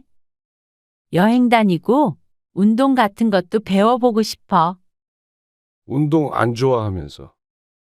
안 좋아하는 게 아니라 그만한 여유가 없었던 거지 뭐. 그래. 그것도 같이 하자. 부부간의 사이도 좋은 편이었습니다. 물론 살면서 다툰 적이야 셀 수 없을 만큼 많았지만 그래도 서로에 대한 믿음이 있었습니다. 어느 날엔가 남편과 함께 소파에 앉아서 TV를 보다가 어떤 프로그램을 보았습니다. 잘 기억은 나지 않지만 병에 걸린 남편이 입원해 있었고 그 아내가 간호를 하고 있었죠. 슬픈 사연이 흘러나오고 있었고 강 씨는 과일을 먹으며 남편에게 가볍게 얘기했습니다. 여보, 혹시 나 치매 걸리면 병수발 들지 말고 요양원 보내줘. 알겠지? 갑자기 무슨 소리야? 아니, 저거 보니까 갑자기 생각나서. 저 사람 치매도 아닌데. 아니, 그냥 생각났어. 치매 걸리면 가족이 더 고생스럽대잖아. 낫지도 않고, 뭐, 다른 병에 걸리면 수술하고 회복하면 되지만 말이야. 참나. 별 실없는 소리를 하고 있어. 요양원을 왜 보내? 그러면 당신이 병수발 들 거야? 내가 막 당신 얼굴도 못 알아봐도? 아, 당연한 소리를 왜 해? 정말? 그래. 아주 지극정성으로 돌볼 테니까 당신이나 나중에 나 늙었다고 구박하지나 말어. 그렇게 웃고 떠든 것이 불과 몇 년 전이었습니다. 그런데 말이 씨가 된 것인지 큰 걱정이 없다고 생각했던 강 씨를 비웃듯 불행은 찾아왔습니다. 남편은 곧 퇴직을 했습니다. 그리고 강 씨도 곧 일을 쉬려고 했을 때였습니다. 나 여기 뭐가 만져지는 것 같은데? 뭐가? 몰라? 혹 같은 거? 어디 봐.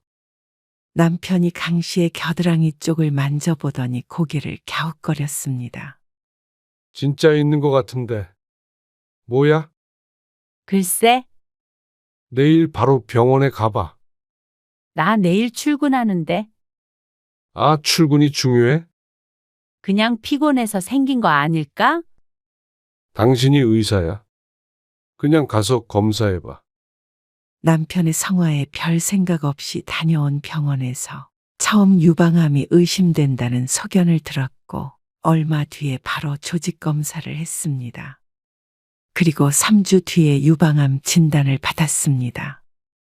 예고도 없이 한 달도 안 되어 암이란 말을 들었습니다. 수술 일정이 빨리 잡혔지만 강 씨는 얼떨떨했던 시간이 지나고 공포에 떨어야 했습니다.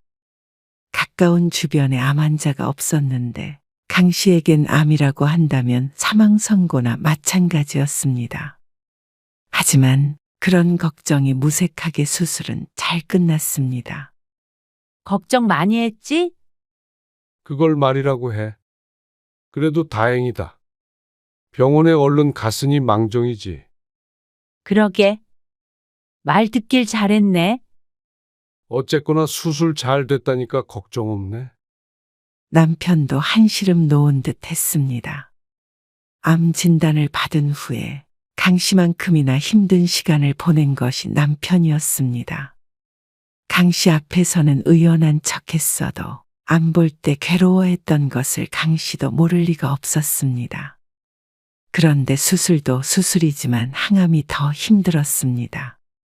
생각 같아서는 수술이 잘 됐다고 하니 항암은 안 했으면 했습니다. 그 정도로 무서운 게 항암이었습니다. 음식도 먹기 힘들고 기운도 없어지고 무엇보다 머리카락이 빠지는 것을 견딜 수가 없었습니다. 모자 쓰면 되잖아. 자꾸만 거울을 쳐다보고 울상을 짓고 있으니 남편이 혀를 찼습니다. 그래도 맨날 모자만 써? 뭐 어때? 여러 개 사서 돌려가면서 쓰면 되지. 그래도 다시 난다잖아. 걱정 마. 발효식품 같은 거 먹으면 좋다는데 이따가 된장국 끓여봐. 알았어. 남편은 퇴직 후에 집에 있으면서 강 씨와 함께 암에 좋은 음식 같은 걸 찾아보면서 지냈습니다. 계획은 많이 틀어졌지만 그래도 은퇴 후에 남편과 오붓하게 지내긴 했습니다.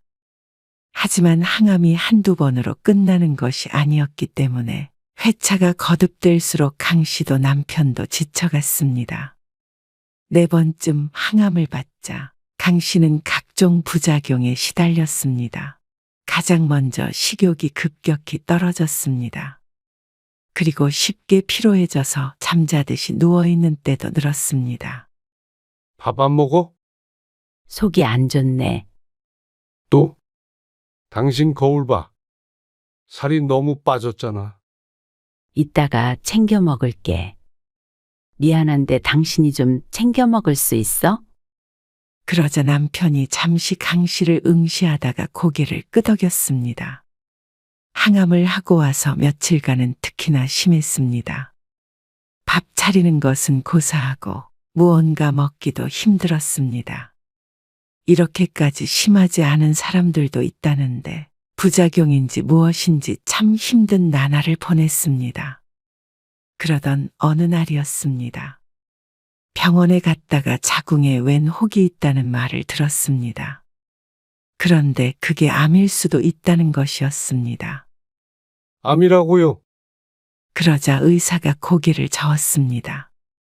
암인지 아닌지는 검사를 해봐야 알겠지만 혹 크기가 커서 암이 아니더라도 개복 수술을 해야 한다는 말이었습니다. 남편은 큰 충격을 받은 듯 얼굴이 시퍼래졌습니다. 강 씨도 놀라서 다리가 후들후들 떨릴 지경이었습니다.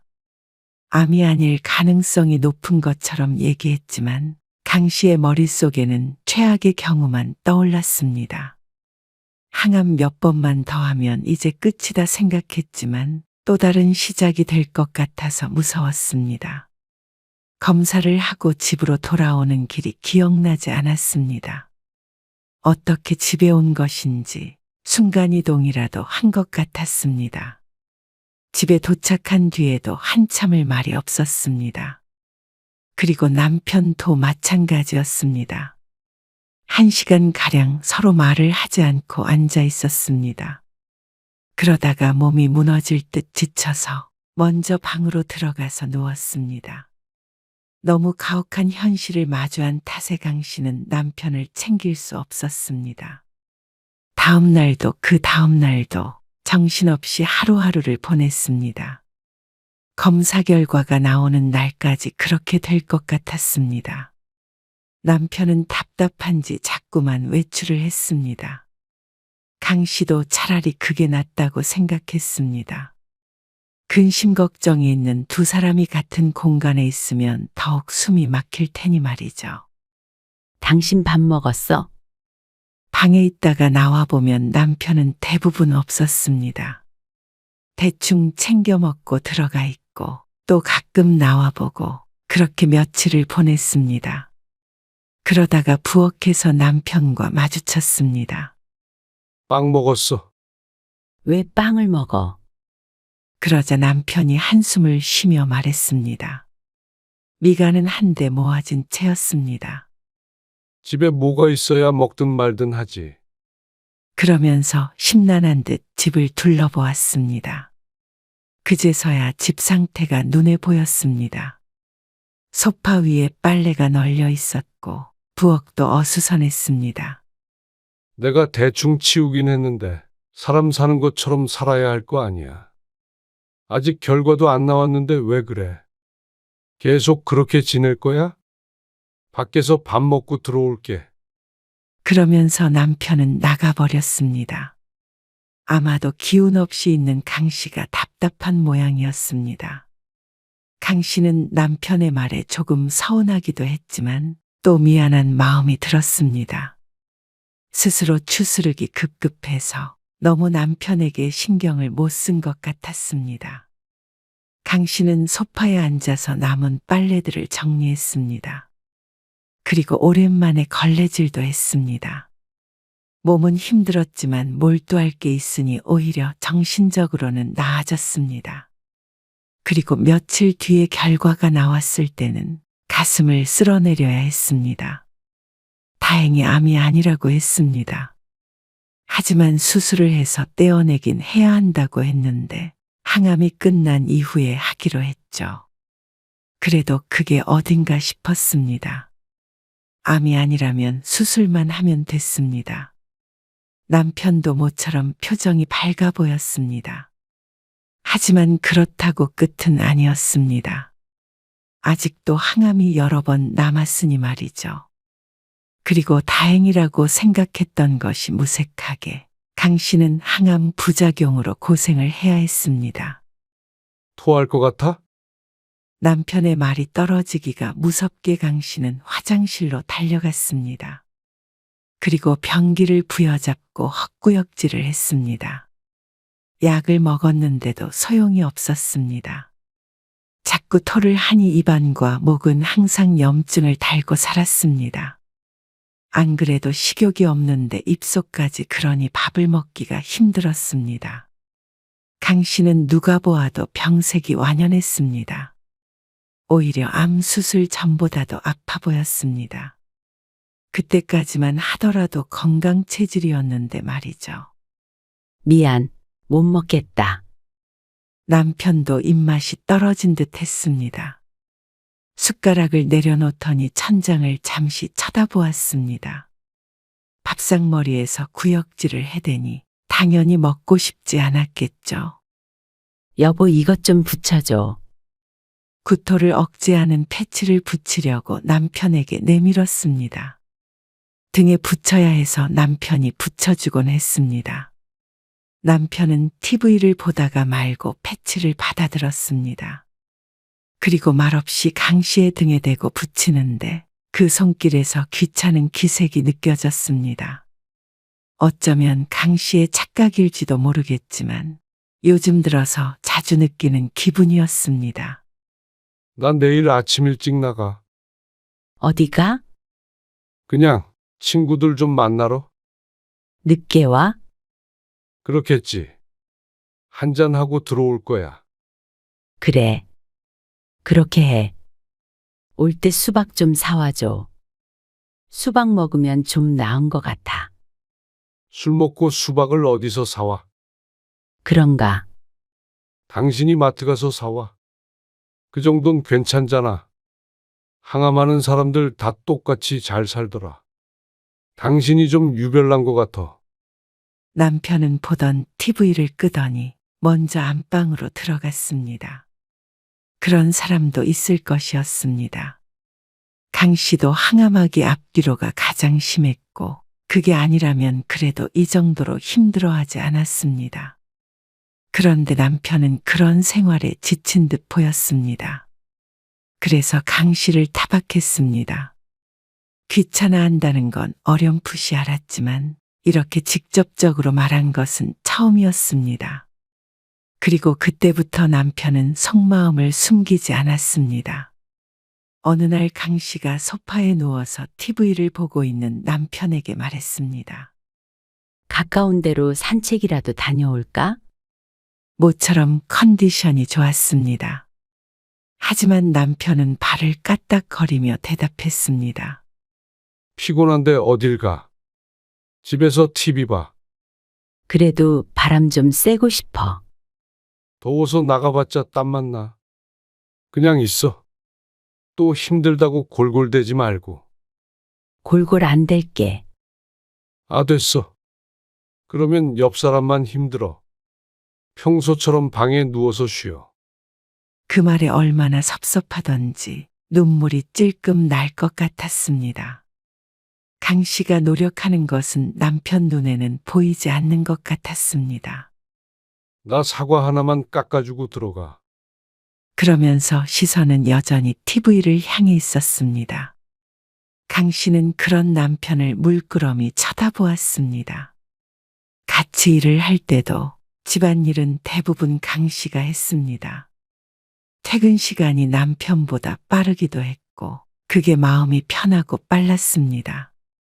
그래서 남편에게 밥 차리라는 소리도 한 번 안 해봤습니다. 그러면 남편은 가끔 설거지를 해주고 쓰레기를 버리는 일을 했습니다. 그런데 요즘 같은 때는 강 씨도 남편이 야속했습니다. 다른 것도 아니고 몸이 아픈데 말이죠. 지난번에 집에 먹을 게 없다느니 사람 사는 것처럼 살자느니 했던 것이 강 씨를 탓하는 말이었던 것 같았습니다. 걱정해서 하는 말이 아니고 말이죠. 남편은 자주 집을 비웠지만 집에 있을 때면 강 씨가 삼시세끼를 차리길 바랐습니다.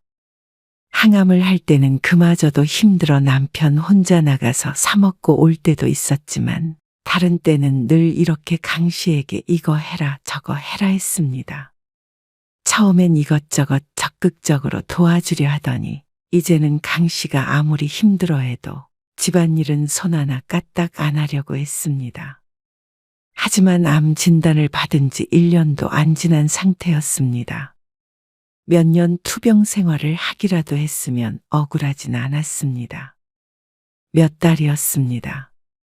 아픈 강 씨에게는 그보다 길게 느껴졌지만 남편은 더 길게 느껴진 모양이었죠.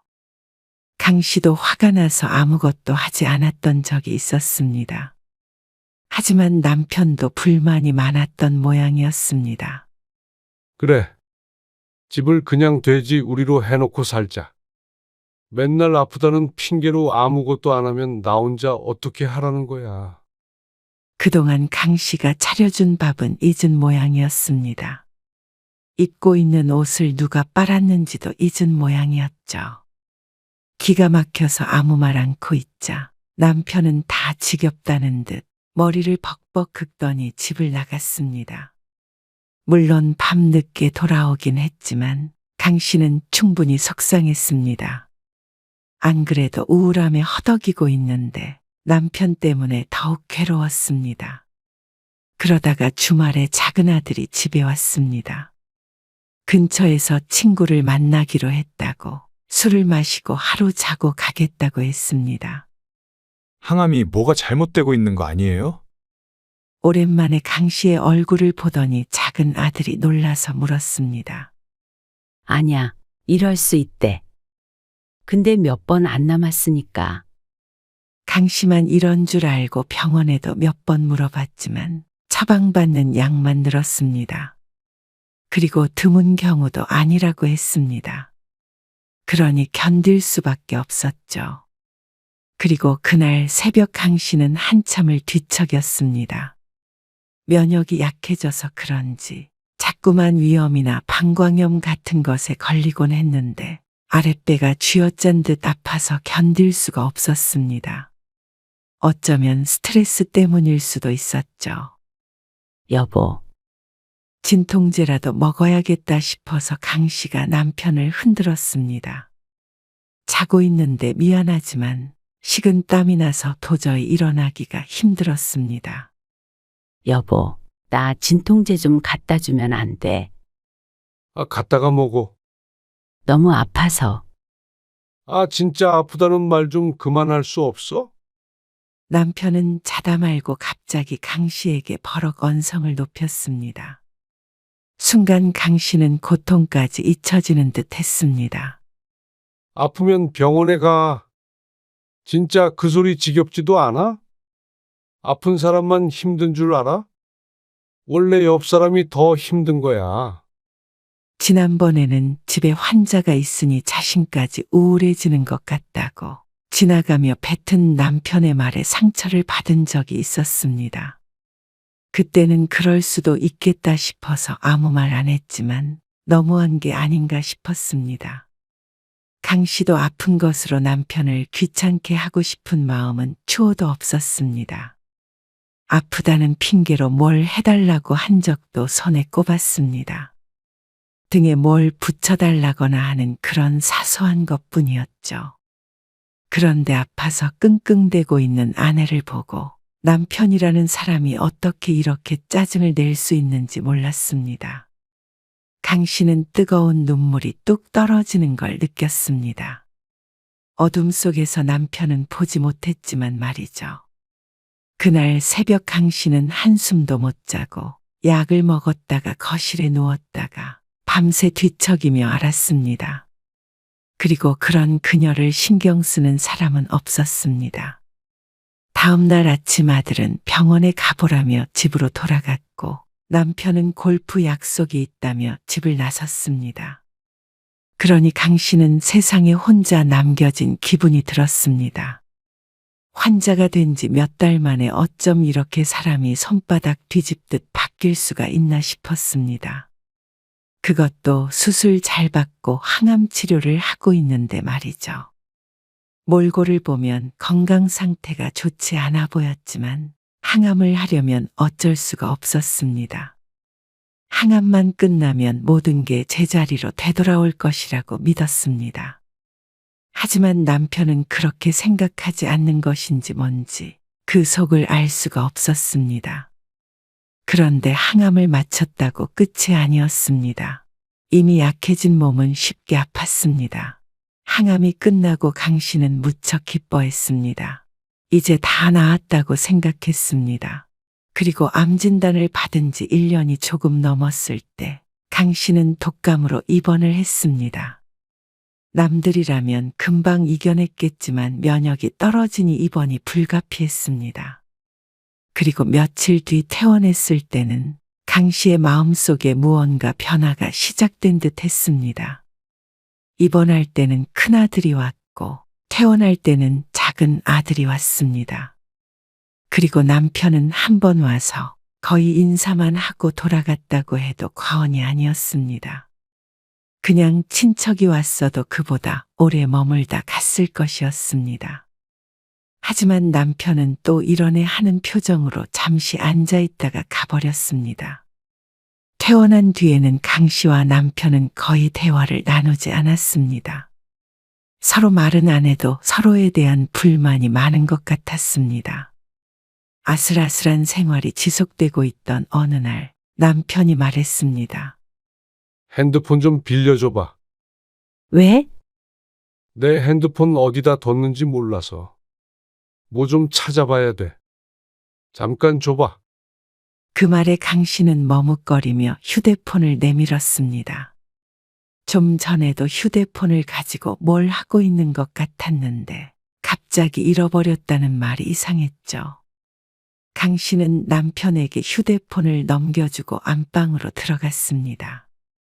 그리고 한참이 지난 후에 남편이 다 썼다며 휴대폰을 던져두고 갔습니다. 뭐가 이상하다고 생각했지만 알 수가 없었죠. 그리고 이상한 일은 그게 끝이 아니었습니다. 며칠 뒤에 안방에 누워있던 강 씨는 서랍장이 이상해서 자리에서 일어났습니다. 서류들을 보관하는 서랍장이 덜 닫혀 있었고 그 사이로 봉투가 삐죽 나와 있었습니다. 거의 열어보지 않는 서랍인데 남편이 열어본 모양이었습니다. 종이가 튀어나와 있는 것이 신경 쓰여서 다시 넣고 서랍을 닫았습니다. 그런데 남편이 문을 열고 말했습니다. 나 나갔다 올게. 어디? 친구 만나러 알았어. 밥 먹고 올 거야. 그 말에 강 씨도 고개를 끄덕였습니다. 현관문 닫히는 소리가 들리고 강 씨가 거실로 나갔습니다. 그런데 바로 옆에서 띠링 하는 소리가 들렸습니다. 소파 팔걸이에 남편의 휴대폰이 놓여 있었죠. 방금 나갔는데 어째서 휴대폰을 두고 갔나 싶었습니다. 메시지 오는 소리가 계속 울리기에 들여다보자 문자 메시지가 들어오고 있었습니다.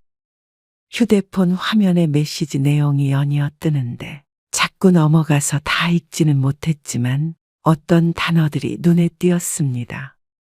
이혼, 재산분할, 숨겨둔 돈, 그런 단어들 말이죠. 자세히 읽어보려고 눌렀지만 비밀번호가 걸려 있었습니다. 떨리는 가슴으로 남편의 휴대폰 비밀번호를 쳐보았지만 잘못된 번호라는 메시지가 떴습니다. 그러던 찰나에 현관문에서 비밀번호를 치는 소리가 들렸습니다.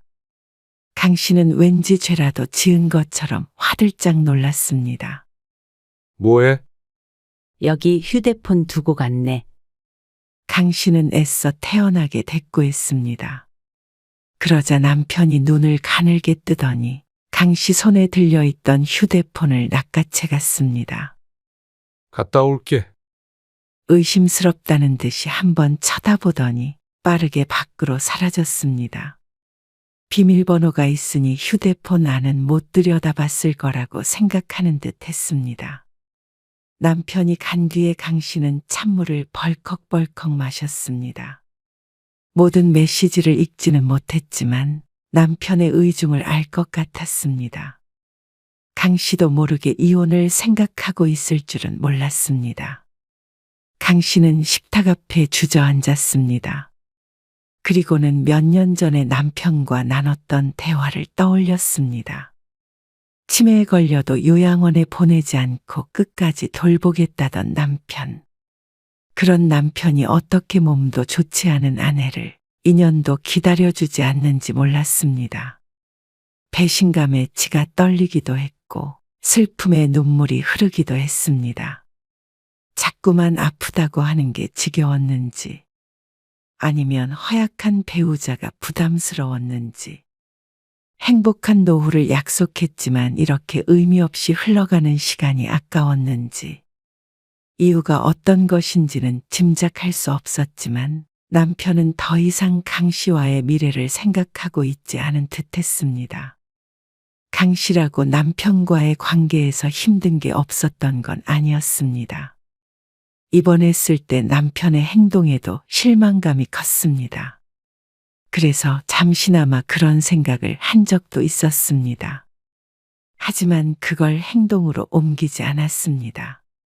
다시 건강해지기만 하면 돌이킬 수 있다고 생각했습니다. 아무래도 같이 사는 사람이 아프면 같이 고생해야 하는 게 맞으니 말이죠.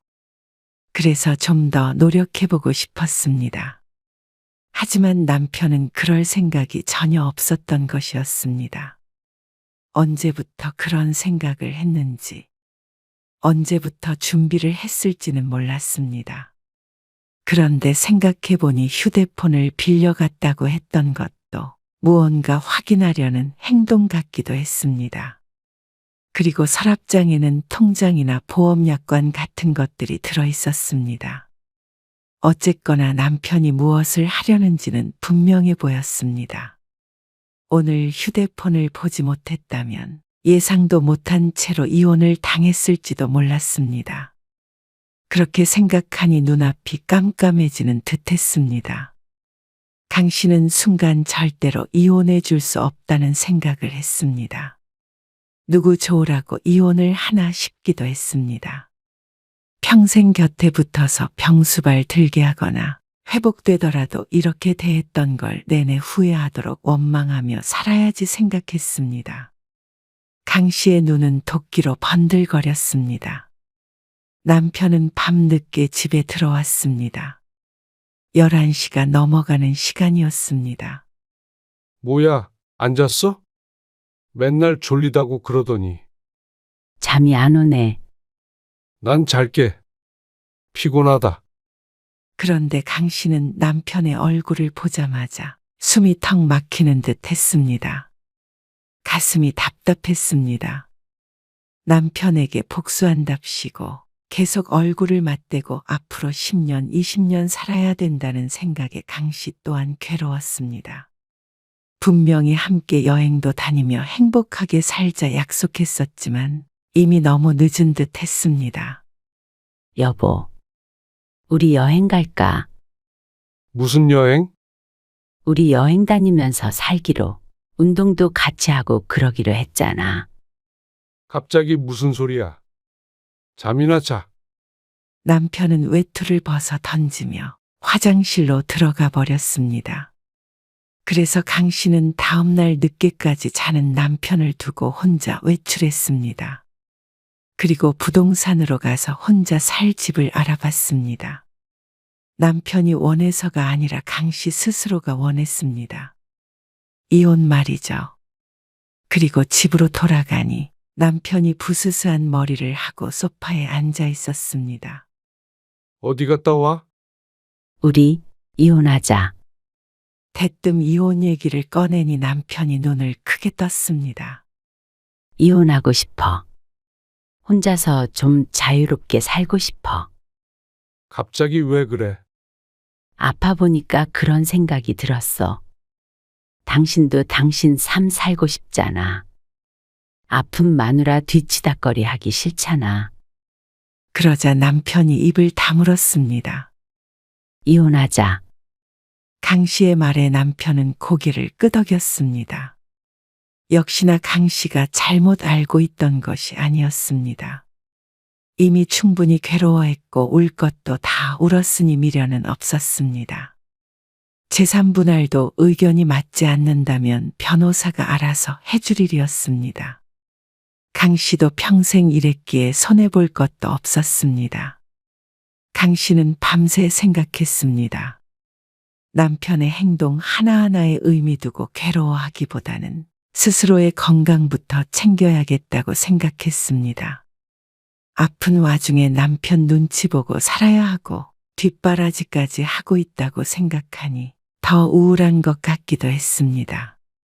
남편과 자식들의 무심함이 강 씨를 더 괴롭히고 있는 것 같았습니다. 강 씨도 이제는 그런 가족들에게 미련을 버리기로 했습니다. 고작 1, 2년을 기다려주지 못하는 남편에게도 지쳤습니다. 완치가 된다고 하더라도 평생을 함께하고 싶지 않았습니다. 아파 보니까 알 것 같았습니다. 자식이나 돈, 남편보다도 중요한 게 있었습니다. 내 건강이 내 삶의 1순위라는 사실이었습니다. 생사의 기로에 있어도 결국 가장 괴로운 것은 환자였습니다. 환자의 삶을 살다가 갈 수는 없었습니다. 결국 강 씨는 남편과 이혼을 했습니다. 예상한 대로 재산에 관해서는 잡음이 있었지만 법적으로 해결하면 그만이었습니다. 강 씨는 숨겨둔 돈도 없었습니다. 남편도 재산 가지고 다툴 바에는 이혼하는 게 낫다고 생각한 것 같았습니다. 한 번을 붙잡지도 않고 뒤돌아섰습니다. 자식들은 놀란 듯 보였지만 강 씨 부부 모두 마음을 돌리지 않을 것임을 알고는 더는 말리지 않았습니다. 혼자 조용히 살 테니까 너희들도 명절에는 아버지한테 가. 보고 싶을 때 가끔 밖에서 보자. 자식들에게도 그렇게 말했습니다. 물론 바쁜 자식들이니 자주 보고 싶다고 볼 수도 없겠지만 말이죠. 강 씨는 다 잃고 다 버린 듯 하지만 그래도 가진 것들이 있었습니다. 그것에 감사하면서 스스로를 위해 살기 위해서 노력했습니다. 그리고 2년 정도 흐른 뒤에 강 씨는 건강을 회복했습니다. 머리도 많이 자라서 더 이상 모자를 쓰고 다니지 않았습니다. 그리고 최근에는 헬스도 하고 있었습니다. 요즘엔 나이 든 사람들을 위해서 레슨을 해주는 곳도 있었는데 지인의 말을 듣고 2달째 다니고 있었습니다. 돈도 오로지 나에게만 쓰니 그런 레슨비도 아깝지 않았습니다. 평생 해보지 않은 것들을 혼자 하는데 슬프지 않았습니다. 오히려 나 자신을 아껴주고 있는 것 같은 기분에 행복하기도 했습니다. 그리고 퇴직하면 남편과 함께 하기로 했던 여행도 다니고 그렇게 소중한 노후를 보내고 있었습니다. 어느 날엔 남편에게 연락이 오기도 했습니다. 당신 없으면 못 살 것 같아. 이제 깨달아서 미안해. 하지만 늦어도 한참을 늦었습니다.